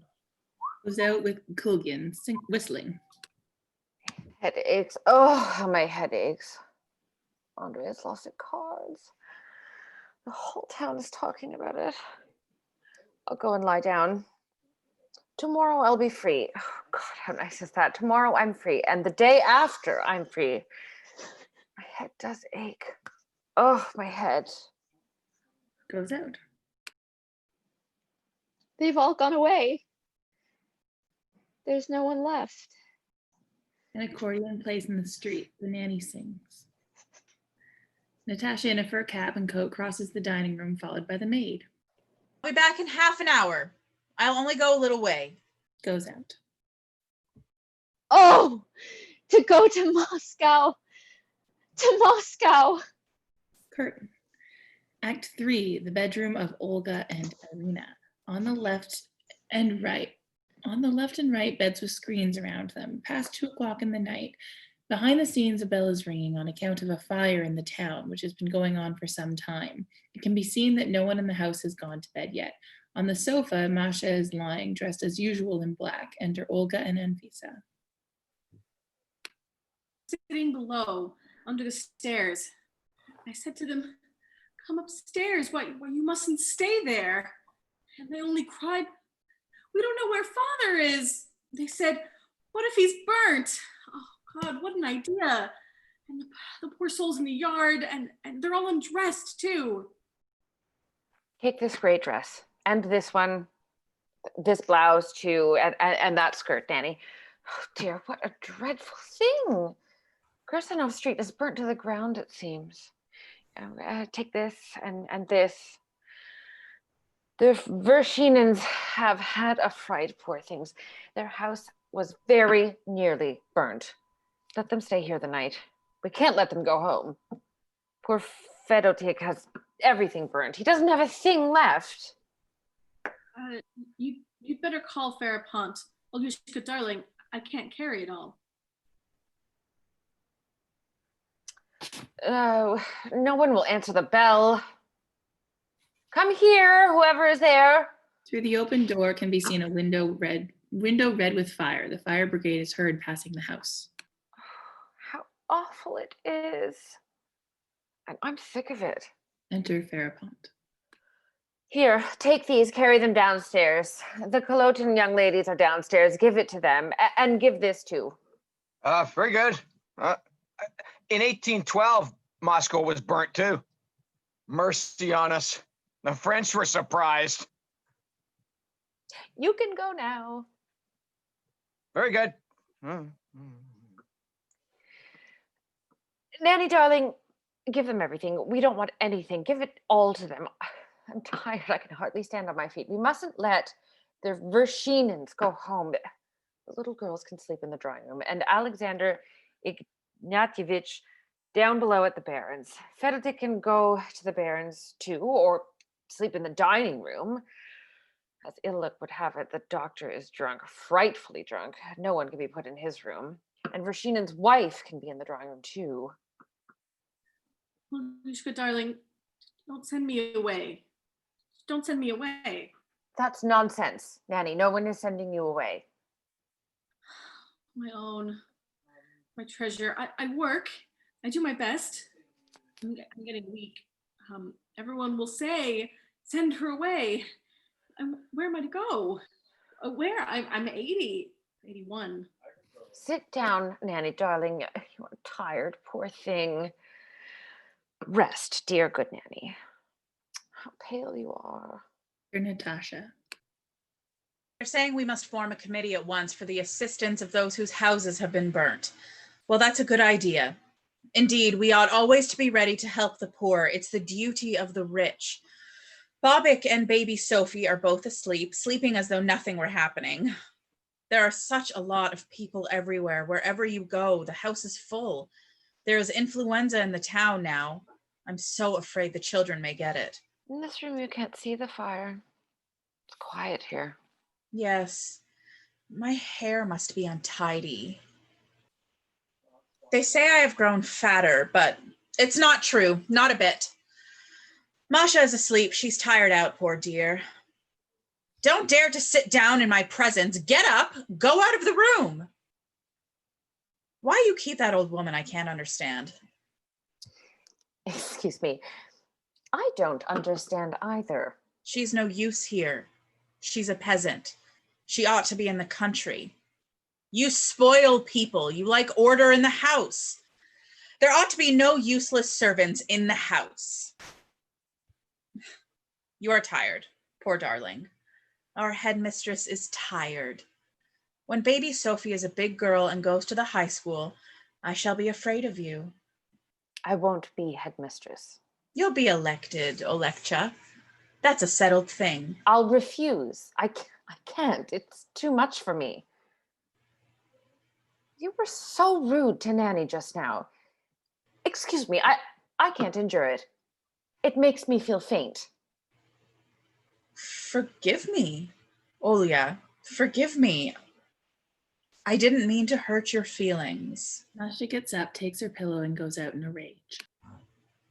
You must understand, my dear, it may be that we have been strangely brought up, but I can't endure it. Such an attitude oppresses me. It makes me ill.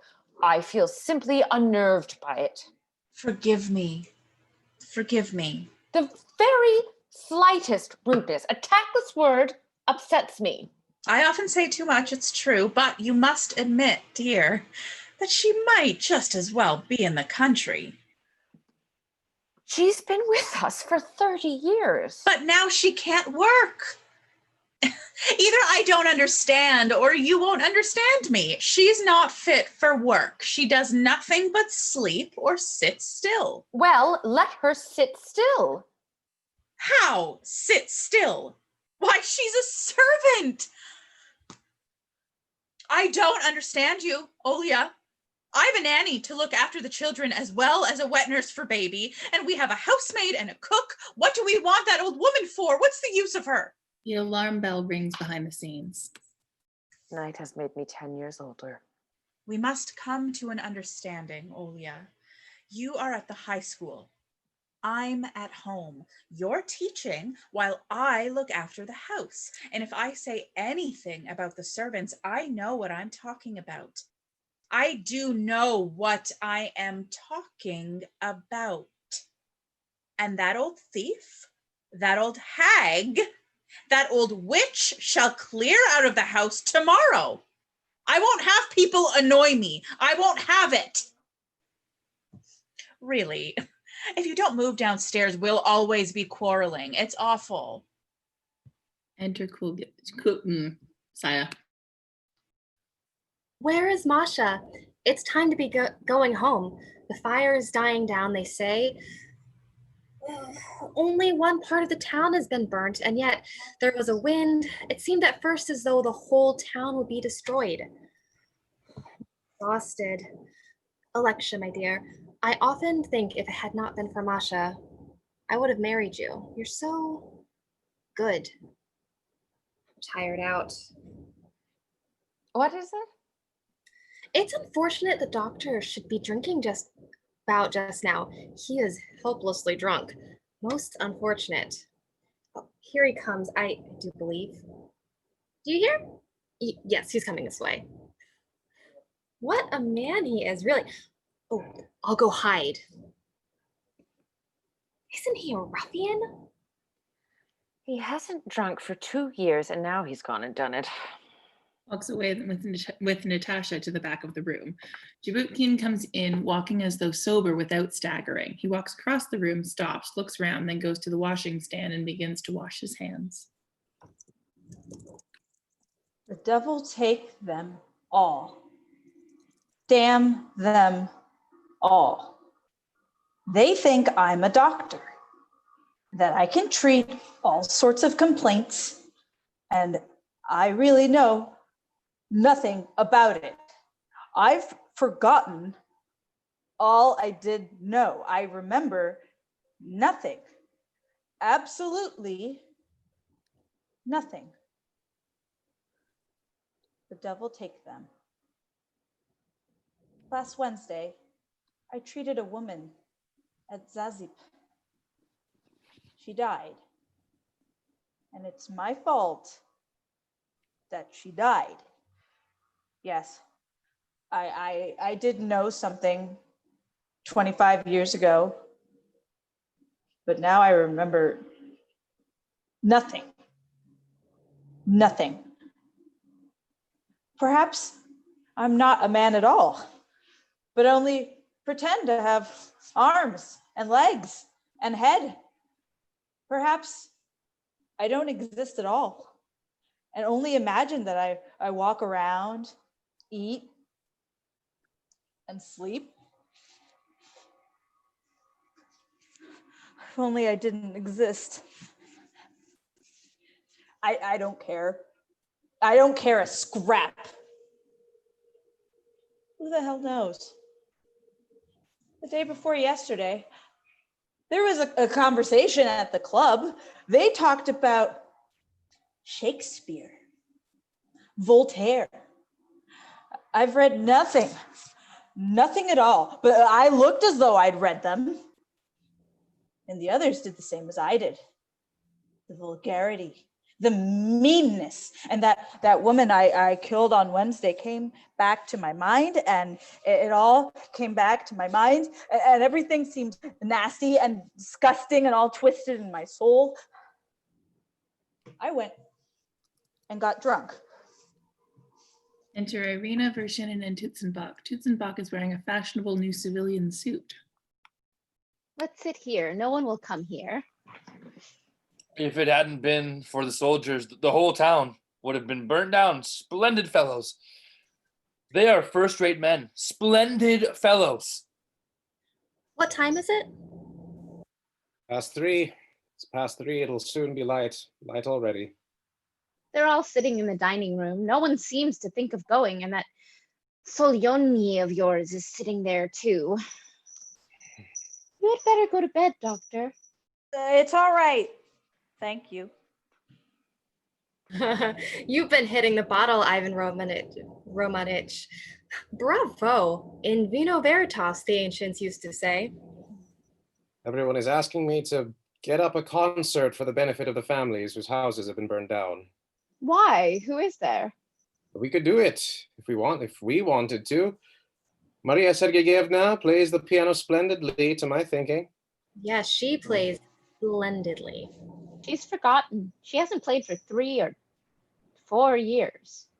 There is absolutely no one who understands music in this town. Not one soul. But I do understand, and on my honor, I assure you that Maria Sergeyevna plays magnificently, almost with genius. You are right, Baron. I'm very fond of her. Masha, I mean. She is a good sort. To be able to play so gloriously and to know that no one understands you. Yes. But would it be suitable for her to take part in a concert? I know nothing about it, my friends. Perhaps it would be all right. There's no denying that our director is a fine man, indeed a very fine man, very intelligent, but he has such views. Of course, it's not his business. Still, if you like, I'll speak to him about it.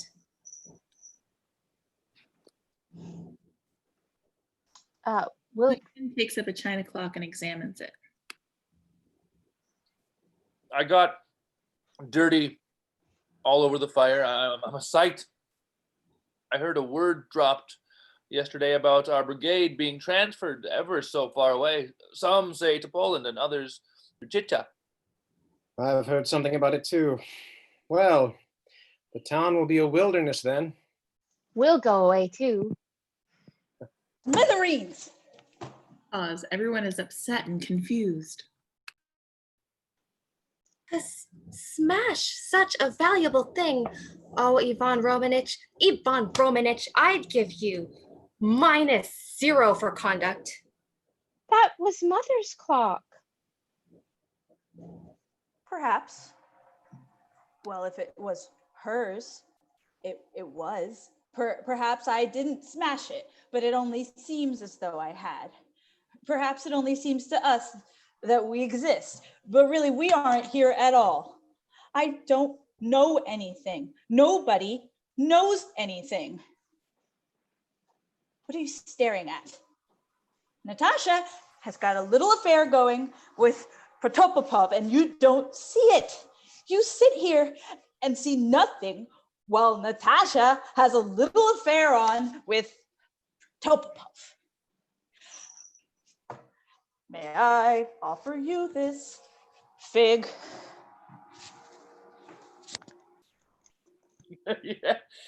Yes. How very strange it all is, really.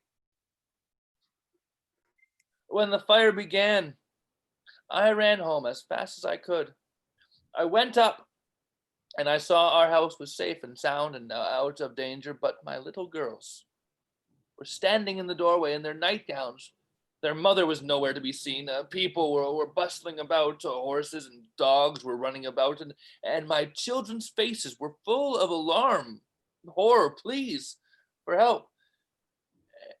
And I don't know what. It wrung my heart to see their faces. My God, I thought, what more have these children to go through in the long years to come? I took their hands and ran along with them and could think of nothing else but what more they would have to go through in this world.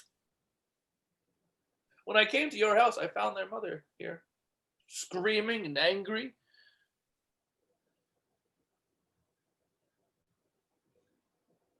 And while my little girls were standing in the doorway in their nightgowns, and the street was red with fire, and there was fearful noise, I thought that something like it used to happen years ago, when the enemy would suddenly make a raid and begin plundering and burning, and yet in reality, what a difference there is between what is now and has been in the past.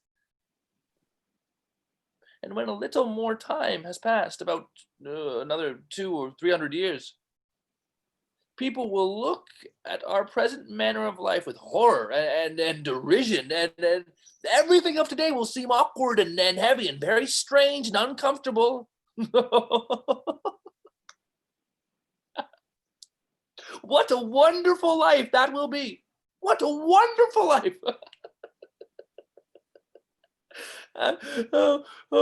Forgive me. Here I am, airing my theories again. Allow me to go on. Allow me to go on. I have such a desire to talk about the future. I'm in a mood. It's as though everyone were asleep. And so I say, what a wonderful life it will be. Can you only imagine? Here, there are only 3 of your sort in the town, but in the generations to come, there will be more and more and more, and the time will come when everything will be changed and be as you would have it. They will live in your way, and later on, you too will be out of date. People will be born who will be better than you.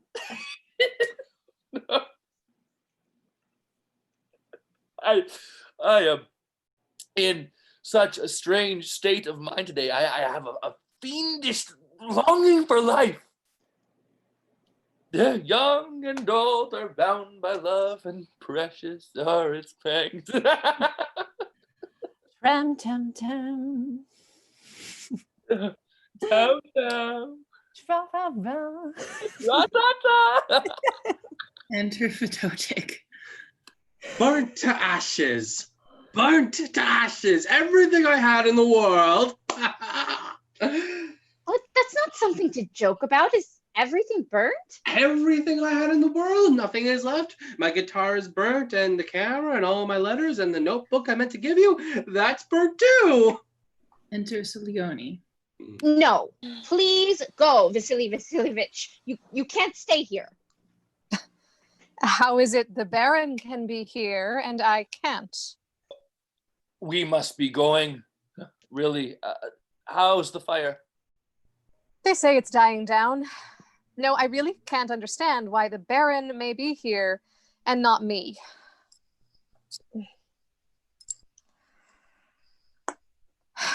Ram tam tam. Tram tam. Let's go into the dining room. Very well. We'll make a note of it. I might explain my meaning further, but I fear I may provoke the geese. Chuk, chuk, chuk. Goes out with Vershinnen and Vidotic. How that horrid Solyoni has made the room smell of tobacco. The Baron is asleep. Baron! Baron! I'm tired though. Rickyard, I'm not talking in my sleep. I really am going to the brickyard factory directly to begin work. It's nearly settled. You're so pale and lovely, fascinating. It seems to me as though your paleness sheds a light through the dark air. You're melancholy, you're dissatisfied with life.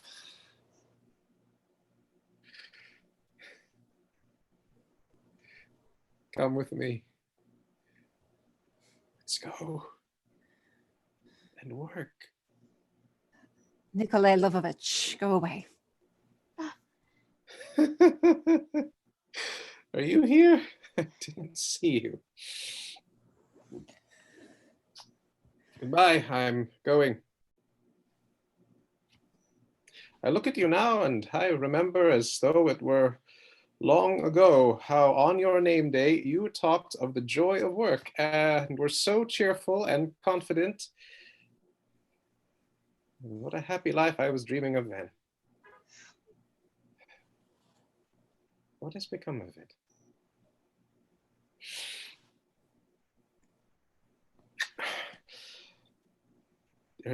There are tears in your eyes. Go to bed. It's getting light. It's nearly morning.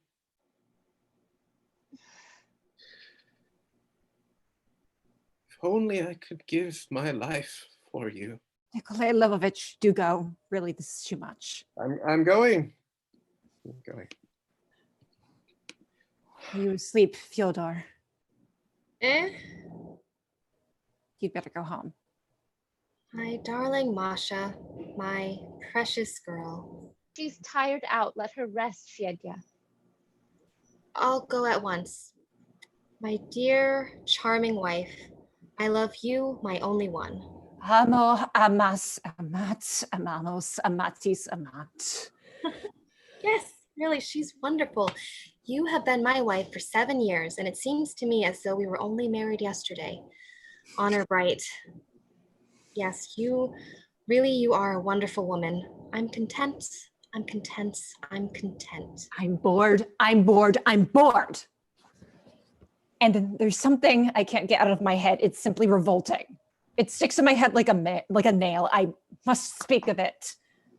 I mean, about Andre. He has mortgaged this house to the bank, and his wife has grabbed all the money, and no, the house doesn't belong to him anymore, but to us four. He ought to know that if he's a decent man. Why do you want to bother about it, Masha? What's got into you? Andrusha is in debt all around, so there it is. It's revolting anyway. We're not poor. I work, I go to the high school, and then I give private lessons. I do my duty. There's no nonsense about me. Amina mea mecum porto, as the saying is. I want nothing, but it's the injustice that revolts me. Go, Fyodor. You're tired. Rest for half an hour, and I'll sit and wait for you. Sleep. I'm content. I'm content. I'm content. Yes, how petty our Andre has grown, how dull and old he has become beside that woman. At one time, he was working to get a professorship, and yesterday, he was boasting of having succeeded at last in becoming a member of the district council. He's a member, and Protopopov is chairman. The whole town is laughing and talking of it, and he's the only one who sees and knows nothing. And here, everyone has been running to the fire while he still sits in his room and takes no notice. He does nothing but play his violin. Oh, it's awful, awful, awful. I can't bear it anymore. I can't.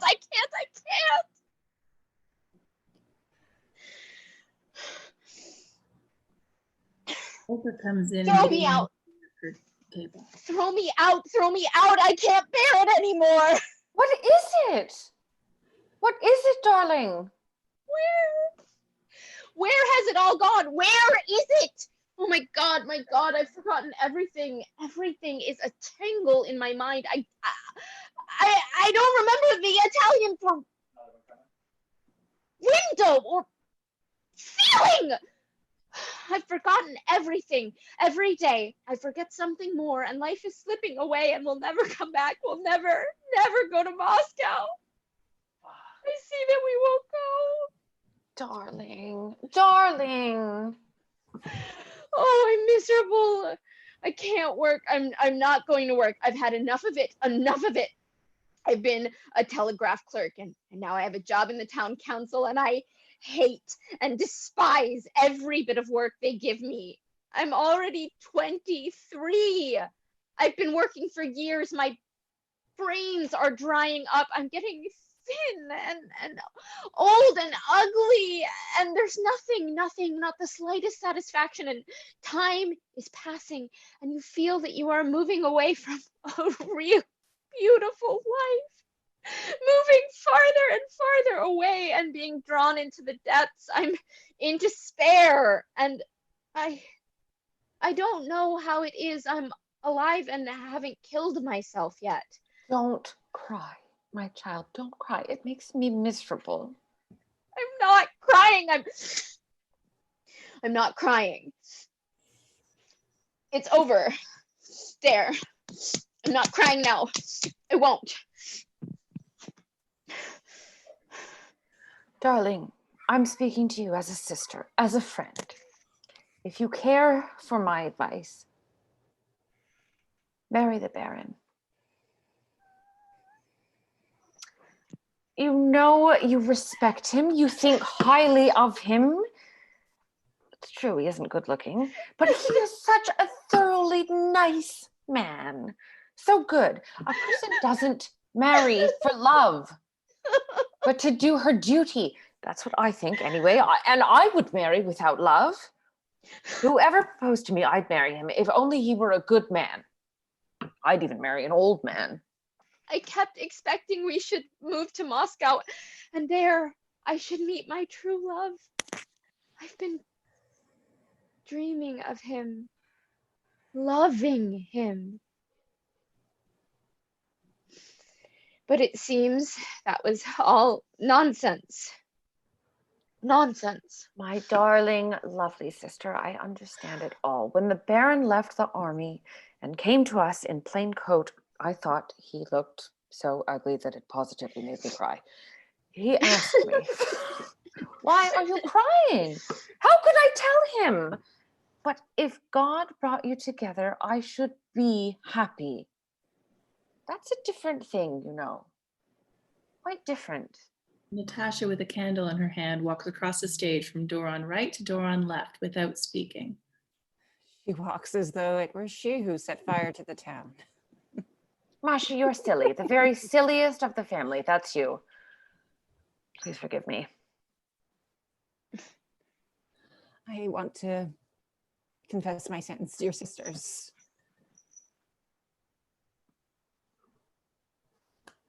My soul is yearning. I'm going to confess to you, never again to anyone. I'll tell you this minute. It's my secret, but you must know everything. I can't be silent. I'm in love. I'm in love. I love that man. You have just seen him. Well, I may as well just say it straight out. I love Roshinan. Stop it. I'm not listening anyway. What am I to do? At first I thought him strange. I was sorry for him. Then I came to love him. To love him with his voice, his words, his misfortunes, his 2 little girls. I'm not listening anyway. Whatever silly things you say, I won't hear them. Oh yeah, you are silly. I love him. So that's my fate. I mean, if that's my lot, and he loves me. So terrifying. Yes. Is it wrong? My darling. How are we going to live our lives? What will become of us? When you read a novel, it all seems trite and obvious, but when you're in love with yourself, you see that no one knows anything, and we have to settle things for ourselves. My darlings, my sisters, I confess to you. Now hold my tongue. I'll be like Gogol's madman. Silence. Silence. Enter Andre, and after him, Therapont. What do you want? I can't make it out. Told you 10 times already, Andrei Sergeyevich. In the first place, I'm not Andrei Sergeyevich, but your honor to you. The firemen ask permission, Your Honor, to go through the garden to get to the river. Otherwise, they have to keep going round and round. It's an awful nuisance for them. All right, tell them, all right. I'm sick of them. Where's Olga? I've come to ask you for the key of the cupboard. I've lost mine. You've got one, so it's a little key. Olga gives him the key in silence. Irina goes behind her screen, a pause. What a tremendous fire. Now it's begun to die down. Damn it all, that Therapont made me so cross I said something silly to him. Your Honor. Why don't you speak? Olya, it's time to drop this foolishness and sulking all about. You're here, Masha, and you too, Irina. Very well then. Let's have all things out thoroughly, once and for all. What have you got against me? What is it? Stop it, Andrisha. Let's talk tomorrow. What an agonizing night. Don't excite yourself. I ask you quite calmly. What have you against me? Tell me straight out. Ram tam tam. Tra-ta-ta. Good night, Olga. God bless you. Sleep well. Good night, Andre. You better leave them now. They're tired out. You can go into thanks tomorrow. Yes, really, Andreyusha. Let's put it off until tomorrow. It's time we were in bed. I'll say what I have to say and then go. Directly. First, you have something against Natasha, my wife, and I've noticed that from the very day of my marriage. Natasha is a splendid woman, conscientious, straightforward, and honorable. That's my opinion. I love and respect my wife. Do you understand? I respect her, and I insist on other people respecting her too. I repeat, she is a conscientious, honorable woman, and all your disagreements are simply caprice. Secondly, you seem to be crossed with me for not being a professor, not working at something scholarly, but I'm in the service of the Zemstvo. I'm a member of the district council, and I consider this service just as sacred and elevated as the service of learning. I'm a member of the district council, and I'm proud of it, if you care to know. Thirdly, there's something else I have to say. I've mortgaged the house without asking your permission. For that, I am to blame. Yes, and I ask your pardon for it. I was driven to it by my debts. 35,000. I'm not gambling now. I gave up cards long ago, but the chief thing I can say in self-defense is that you girls, you get a pension while I don't get my wages, so to speak.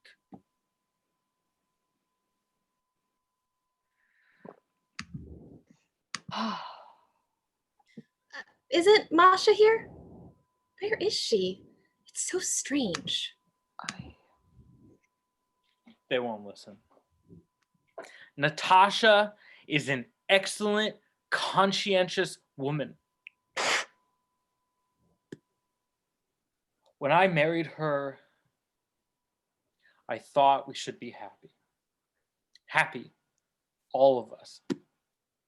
But my God, dear sisters, darling sisters, you must not believe what I say. You mustn't believe it. Where is Masha? Isn't Masha here? How strange. The fire bell rings in the street. The stage is empty. Olya! Who is that knocking on the floor? It's the doctor, Ivan Romanich. He's drunk. What a troubled night. Hmm. Olya! Have you heard? The brigade is going to be taken away. They are being transferred to some place very far off. That's only a rumor. Then we shall be alone. Olya? Well, my dear, my darling, I respect the Baron. I think highly of him. He's a fine man. I'll marry him. I consent. Only let's go to Moscow. I implore you, please, let's go. There's nothing in the world better than Moscow. Let's go, Olya. Let's go. Curtain. Act 4, Old Gardens of the Prozorov's house. A long avenue of fir trees, at the end of which is a view of the river. On the further side of the river, there is a wood. On the right of the veranda of the house, on the table in it are bottles and glasses. Evidently, they have been drinking champagne. It is 12 o'clock noon. People pass occasionally from the street across the garden to the river. 5 soldiers pass rapidly. Chaputkin, in an affable mood which persists throughout the act, is sitting in an easy chair in the garden, waiting to be summoned. He's wearing a military cap and has a stick. Irina Kulgin, and a decoration on his breast with no mustache, and Tuzenbach, standing on the veranda, are saying goodbye to Fedotek and Rode, who are going down the steps. Both officers are in marching uniform. You're a good fellow. We've got on so happily together. Once more.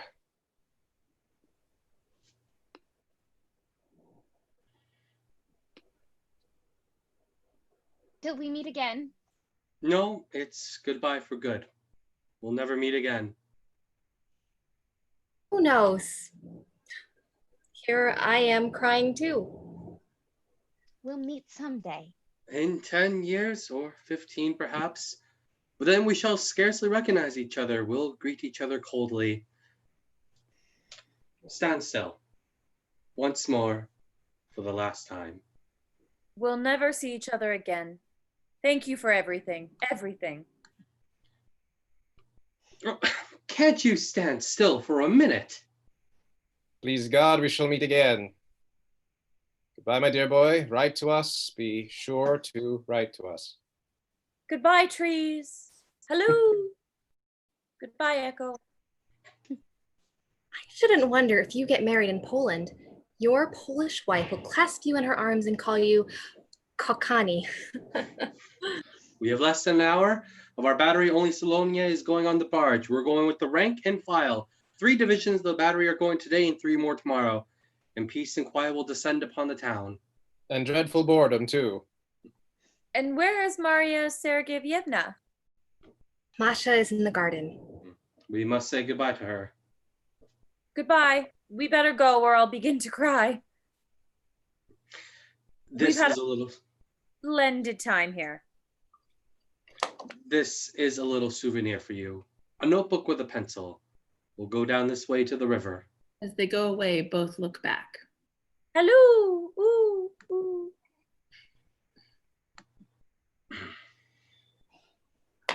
They've gone. Rode and Fedortuk meet Masha in the background and say goodbye to her. She walks away with them. Irina sits down at the bottom of the step of the veranda. They've gone. They have forgotten to say goodbye to me. Well, what about you? Why, I somehow forget too. But I'll see them again soon. I'm setting off tomorrow. Yes, I have 1 day more. In a year, I shall be on the retired list. Then I'll come here again, and I'll spend the rest of my life near you. There's only 1 year now before I get my pension. I'll come to you and arrange my life quite differently. I've become such a quiet, honorable, well-behaved person. Well, you do need to arrange your life differently, dear Ivan Romanich. You certainly ought to somehow. Yes, that's the way I feel. Ta-da-da-boom, dear. Ta-da-da-boom, dear. Ivan Romanich is incorrigible. Incorrigible. You ought to take me in hand. Then I would reform. Fyodor has shaved off his mustache. I can't bear to look at him. Why? What's wrong? I might tell you what your face looks like now, but I better not. Well, it's the thing now. Modus vivendi. Our headmaster is clean shaven, and now I'm second to him. I've taken shaving too. Nobody likes it, but I don't care. I'm content. With mustache or without mustache, I'm equally content. Ivan Romanich, darling, I'm dreadfully uneasy. You were on the boulevard yesterday. Tell me, what was it that happened? In the background, Andre is wheeling a baby asleep in a baby carriage. What happened? Nothing. Nothing much. It doesn't matter. The story is that Solioni and the Baron met yesterday on the boulevard near the theater. Stop it. Really? With a wave of his hand, walks away into the house. Near the theater, Solioni began persisting the Baron, and he couldn't keep his temper and said something offensive. I don't know. It's all nonsense. A teacher at a divinity school wrote nonsense at the bottom of an essay, and the pupil puzzled over it, thinking it was a Latin word. It was terribly funny. They say Solioni is in love with Irina and hates the Baron. That's natural. Irina is a very nice girl. Everything frightens me somehow today.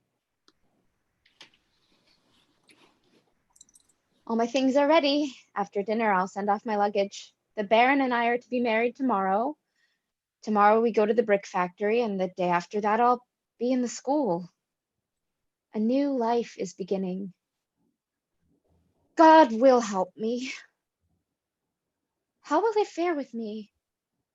When I passed my exam as a teacher, I felt so happy, so blissful that I cried.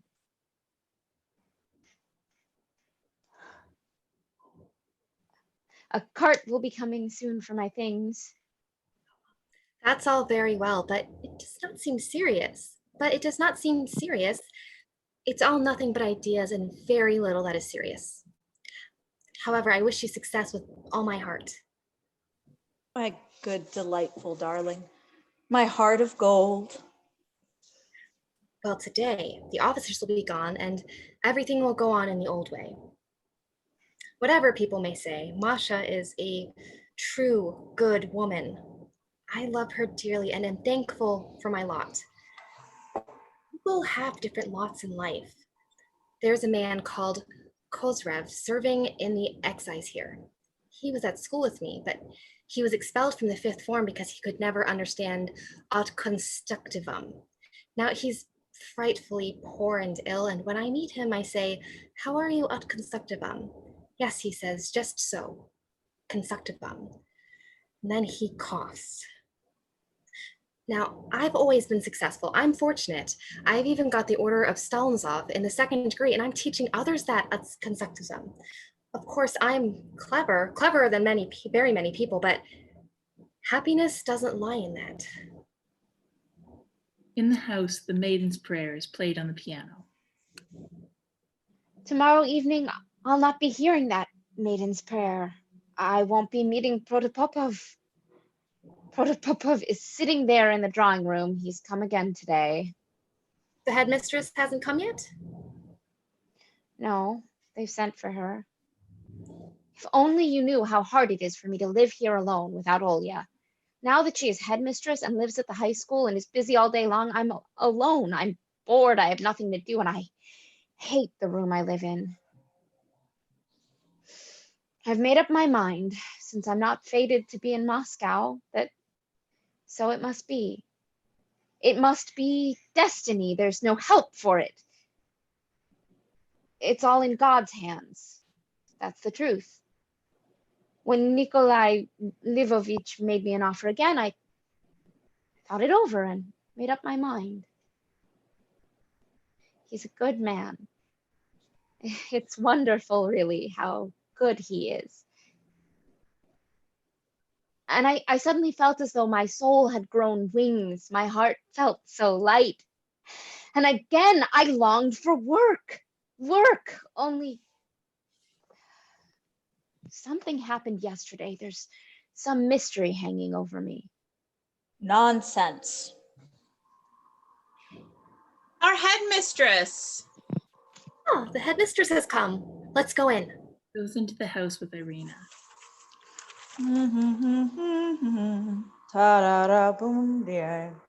Masha approaches. In the background, Andre is pushing the baby carriage. Here he sits, snug and settled. Well, why not? Nothing. Did you love my mother? Very much. And did she love you? That I don't remember. Is my man here?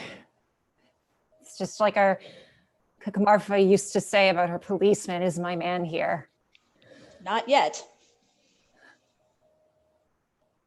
When you get happiness by snatches, by little bits, and then lose it, as I'm losing it by degree, one grows coarse and spiteful. I'm boiling here inside.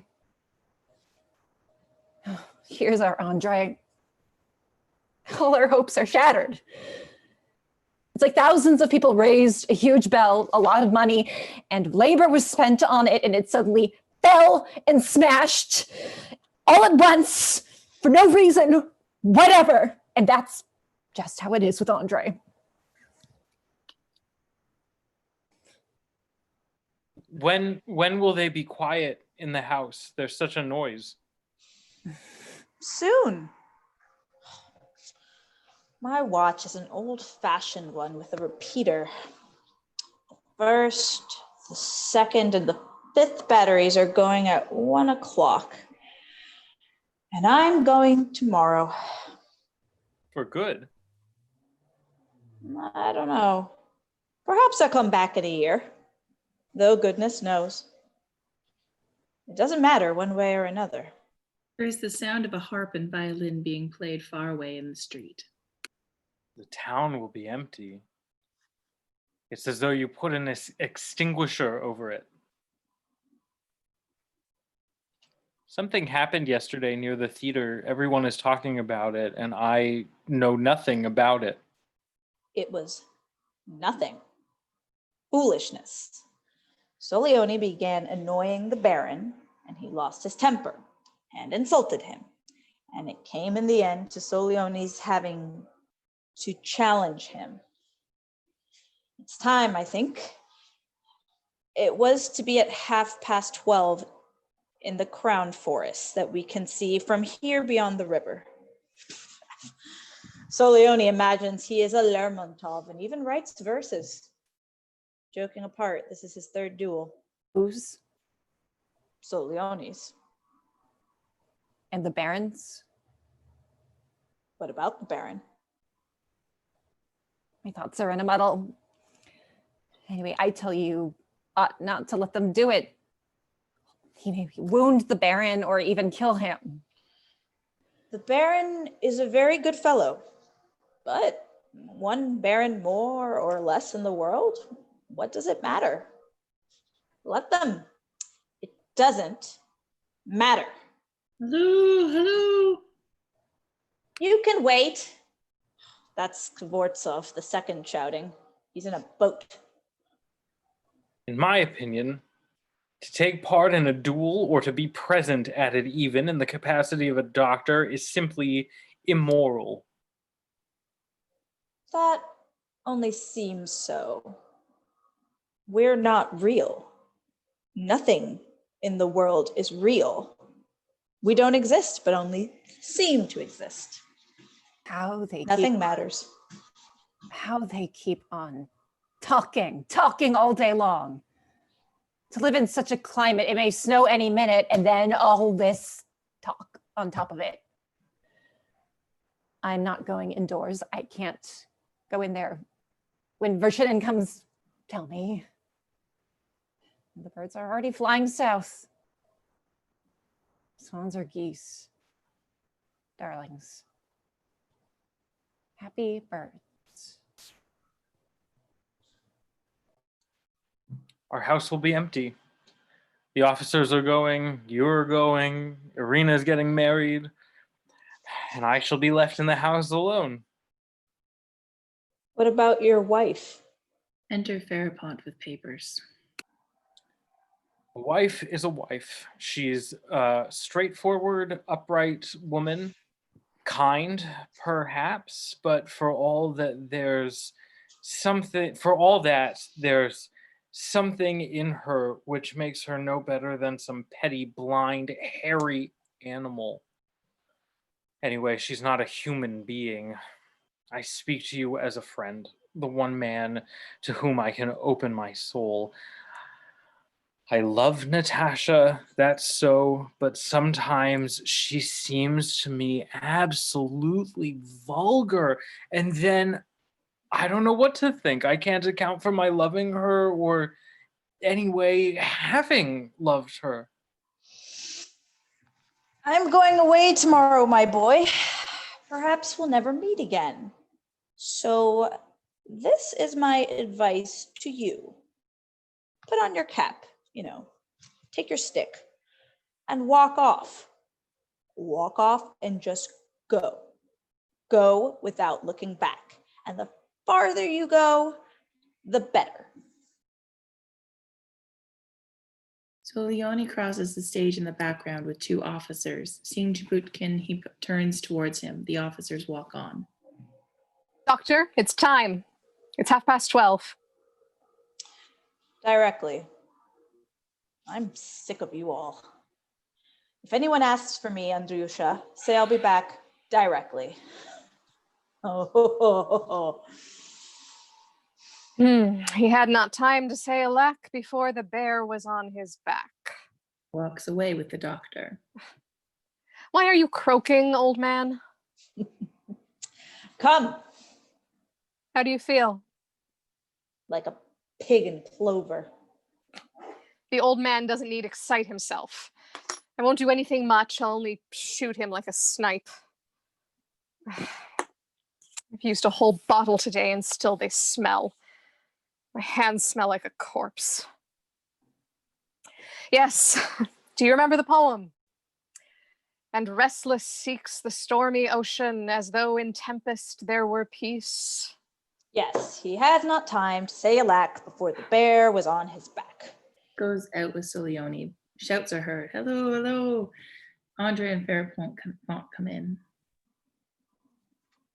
Papers for you to sign? Leave me alone. Let me alone. I beg you. Walks away with the baby carriage. That's what papers are for. To be signed. Retires to the background. Enter Irina and Tutzenbach wearing a straw hat. Kulgin crosses the stage shouting, Ayo, Masha, ayo. I believe that's the only man in the town who's glad that the officers are going away. That's very natural. Our town will be empty now. Dear, I'll be back directly. Where are you going? I must go into the town and then see my comrades off. That's not true. Nikolai, why are you so absent-minded today? What happened yesterday near the theater? I'll be here in an hour with you again.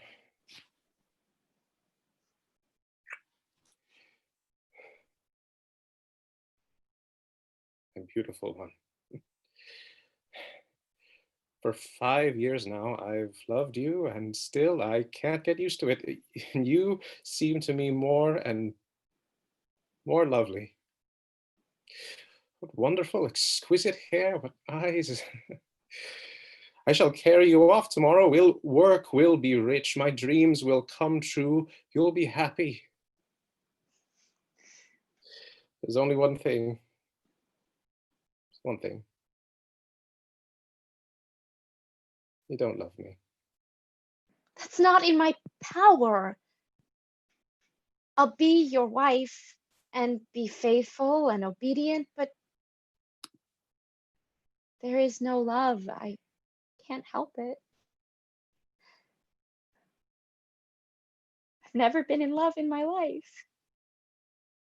Oh. I have so dreamed of love.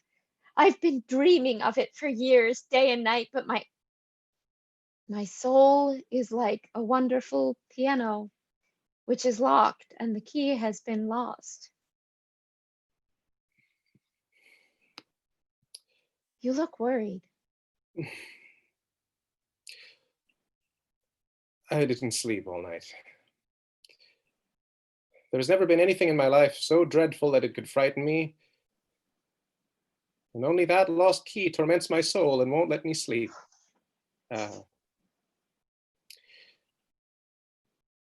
Say something to me. Say something to me. What? What am I to say to you? What? Anything. Just stop it. Stop.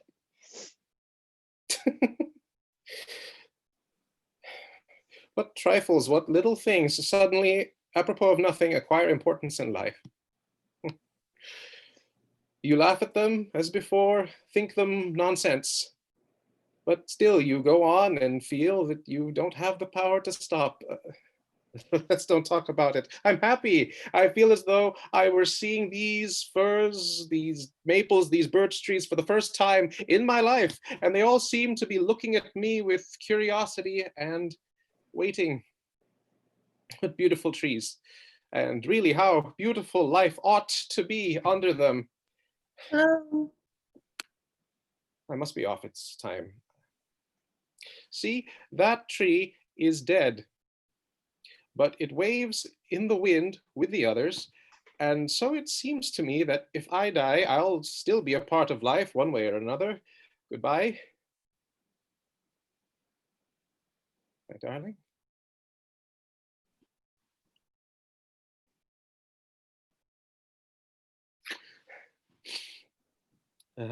Those papers of yours you gave me are lying under the calendar on my table. I'm coming with you. No? Goes off quickly, stops in the avenue. Irina? What is it? I didn't have any coffee this morning. Ask them to make me some. Goes out quickly. Irina stands lost in thought, then walks away into the background of the scene and sits down on the swing. Enter Andre with the baby carriage, and Farapont comes into sight. Andrei Sergeyevich, the papers aren't mine. They're government papers. I didn't invent them. Where is it all gone? What's become of my past when I was young, happy, and clever, when my dreams and thoughts were exquisite, when my present and my past were lighted up by hope? Why, on the very threshold of life, do we become dull, drab, uninteresting, lazy, indifferent, useless, unhappy? Our town has been in existence for 200 years. There are 100,000 people living in it, and there's not one who's like the rest. Not one saint in the past or the present, not one man of learning, not one artist, not one man in the least remarkable who could inspire envy or a passionate desire to imitate him. They only eat, drink, sleep, and then die. Others are born and they also eat and drink and sleep, and not to be bored to stupefaction, they vary their lives by nasty gossip, vodka, cards, litigation, and the wives deceive their husbands, and the husbands tell lies to pretend that they see and hear nothing, and overwhelmingly vulgar influence crushes the children, and the divine spark is quenched in them, and they become the same sort of pitiful, dead creatures, all exactly alike as their fathers and mothers. What do you want? Hey? Here are papers to sign. You're a nuisance. The porter from the local court was saying just now that there was as much as 200 degrees of frost in Petersburg last winter. The present is hateful, but when I think of the future, it's so nice. I feel so lighthearted, so free. A light dawns in the distance. I see freedom. I see how I and my children will become free from sloth, from kvass, from goose and cabbage, from naps after dinner, from mean parasitic living. He says that 2,000 people were frozen to death. The people were terrified. It was either in Petersburg or Moscow. I don't remember. My sisters. My wonderful sisters. Masha, my sister. Who's talking so loud out there?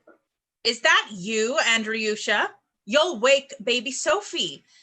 Il ne faut pas faire du bruit. La Sophie est dormie déjà. Vous êtes un ours. If you want to talk, give the carriage with the baby to somebody else. Farapont, take the baby carriage from the master. Yes, madam. I'm talking quietly. Bobbick, naughty Bobbick, little rascal. Very well. I'll look through them and sign what needs signing, and then you can take them back to the board. Goes into the house reading the papers. Fairmont pushes the baby carriage further into the garden. Bobbick, what is Mama's name? Darling, darling, and who is this? This is Auntie Olya. Say to Auntie, good morning, Olya. Two wandering musicians, a man and a girl, enter and play a violin and a harp. From the house enter Vershinin with Olga and Anfisa and stand off a minute listening in silence. Irina comes up. Our garden is like a public passage. They walk and ride through. Nanny, give those people something. Oh, go away and God bless you, my dear souls. Oh, poor things, they must be hungry. Why else would they do it? Good morning, Arisha. Well, my little girl, I am having a time of it. Living in the high school in a government apartment with dear Olyushka. And that's what the Lord has granted me in my old age. I've never lived so well in my life. Oh, sinful woman that I am. It's a big flat, and I have a room to myself and my own bed and all of the government expense. I wake up in the night and, oh, Lord, Mother of God, there's no one in the world happier than me. We're just going, Olga Sergeyevna. It's time to be off. I wish you every.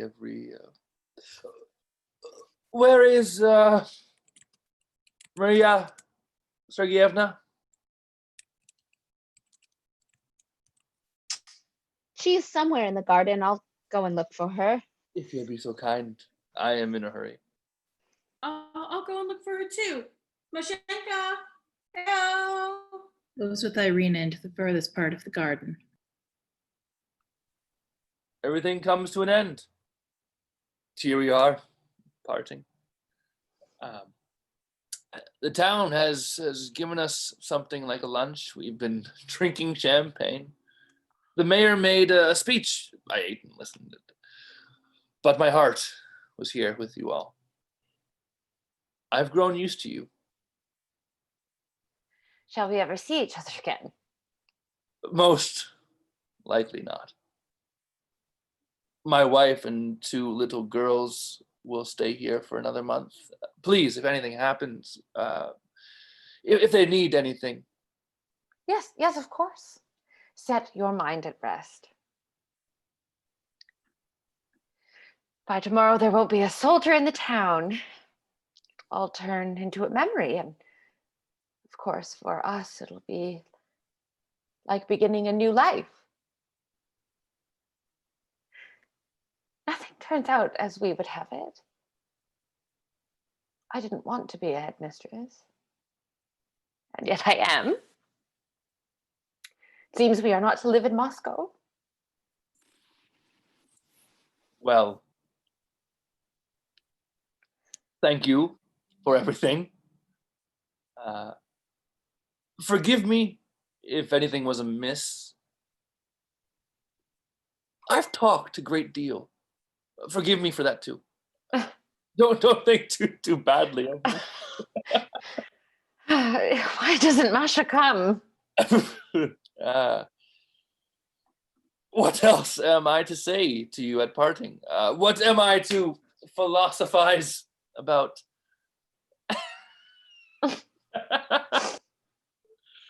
Oh, life is hard. It seems to many of us dull and hopeless, but yet we must admit that it goes on getting clearer and easier, and it looks as though the time we're not as far off when it be full of happiness. It's time for me to go. Yeah, in old days, men were absorbed in wars, filling all their existence with marches, raids, victories. But now, all that is a thing of the past, leaving behind it a great void which there is so far nothing to fill. Humanity is searching for it passionately, and of course we'll find it. Yeah, if only it could be quickly. If don't know hard work were united with education and education with hard work, but really it's time for me to go. So here she comes. Masha comes in. I have come to say goodbye. We'll kind of move a little bit away to leave them free to say goodbye. Goodbye.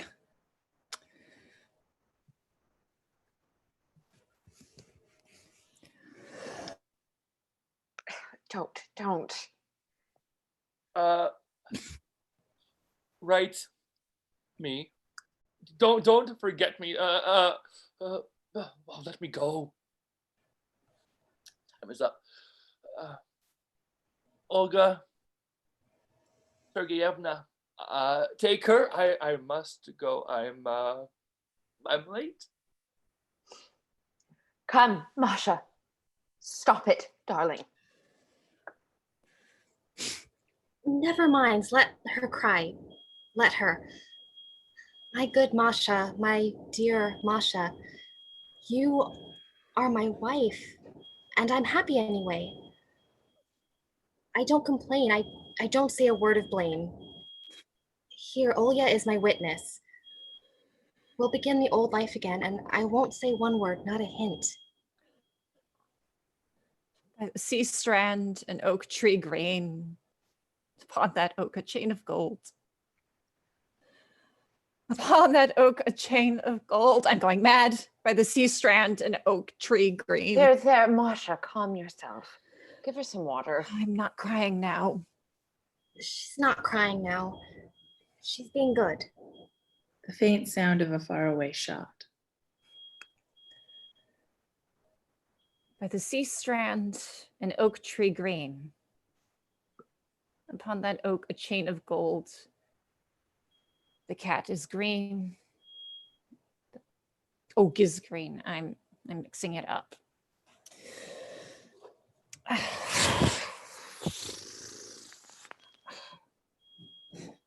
Life's a failure. I want nothing now. I'll come down in a minute. It doesn't matter.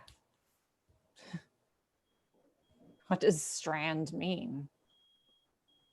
Why do these words haunt me? My thoughts are in a tangle. Enter Irina. Calm yourself, Masha. Come, that's a good girl. Let's go indoors. I'm not going in. I don't go into that house now, and I won't. Let's sit together, even if we don't say anything. I'm going away tomorrow, you know? I took a false beard and mustache from a boy in the third form yesterday. Just look. Huh? I looked like that German teacher, don't I? Funny creature, those boys. You look like the German teacher.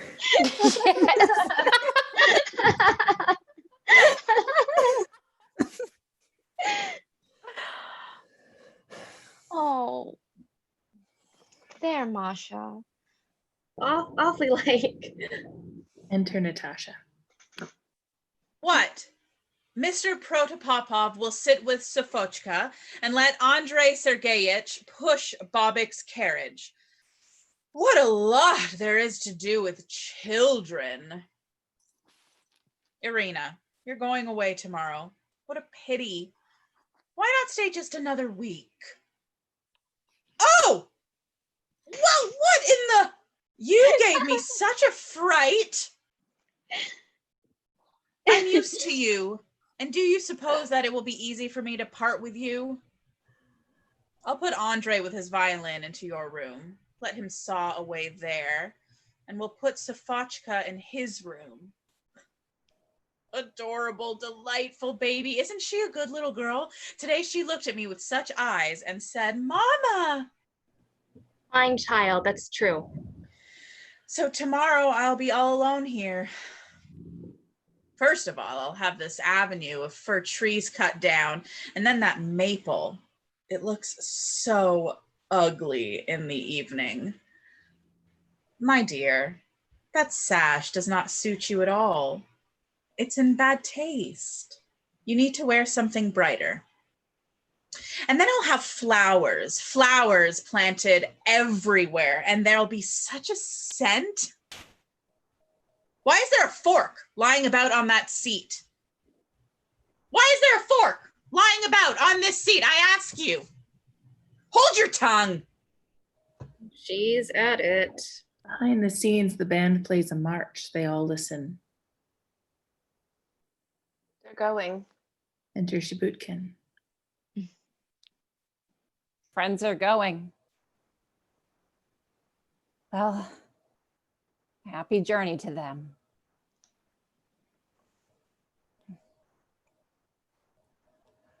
We must go home.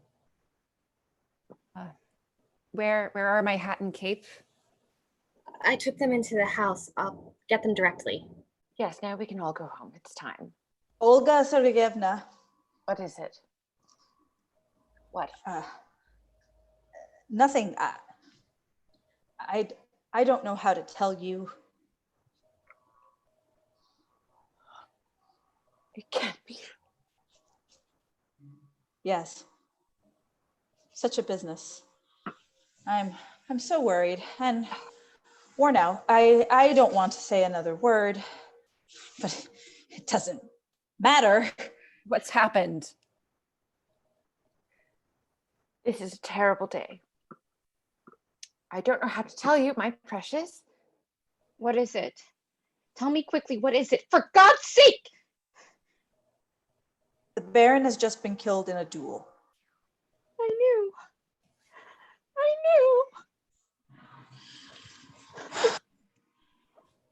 I'm worn out. Let them cry. Ta-da-da, boom, yeah. It doesn't matter. The three sisters stand with their arms around one another. It's that band. They're going away from us. One has gone altogether, gone forever.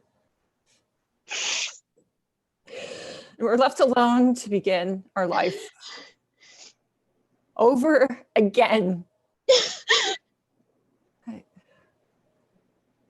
We've got to live. We've got to live. A time will come when everyone will know what all this is for. Why there is this misery. There will be no mysteries, and meanwhile, we have got to live. We have got to work. Only to work. Tomorrow I'll go alone. I'll teach in the school, and I'll give all my life to those who may need me. Now it's autumn. Soon winter will come and cover us with snow, and I will work. I will work. The music is so happy, so confident, and you long for life. Oh, my God. Time will pass, and we shall go away forever, and we shall be forgotten. Our faces will be forgotten, our voices, and how many there were of us, but our sufferings will pass into joy for those who will live after us. Happiness and peace will be established upon earth, and they will remember kindly and bless those who have lived before. Oh, dear sisters, our life is not ended yet. We shall live. The music's so happy, so joyful, and it seems as though in a little while we shall know what we are living for, why we are suffering. If we only knew. If we only knew. The music grows more and more subdued. Klogian's cheerful and smiling brings the hat and cape, and Andre pushes the baby carriage in which Bobek is sitting.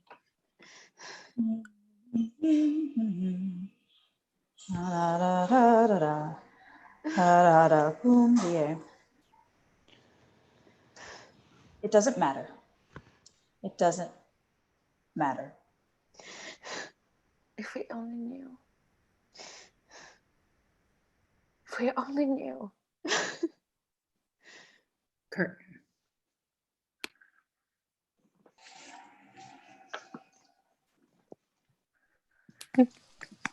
Well, there we go. Snaps from the other side. Thank you, Nicanor. Well, I hope that had them rolling in the aisles. Yeah, cheerful stuff. Cheerful Becca and stuff. I, which is a very bizarre reunion for Becca and I. It 10 years really- on. Once again, I die off stage, and Becca, bless her, gets emotional.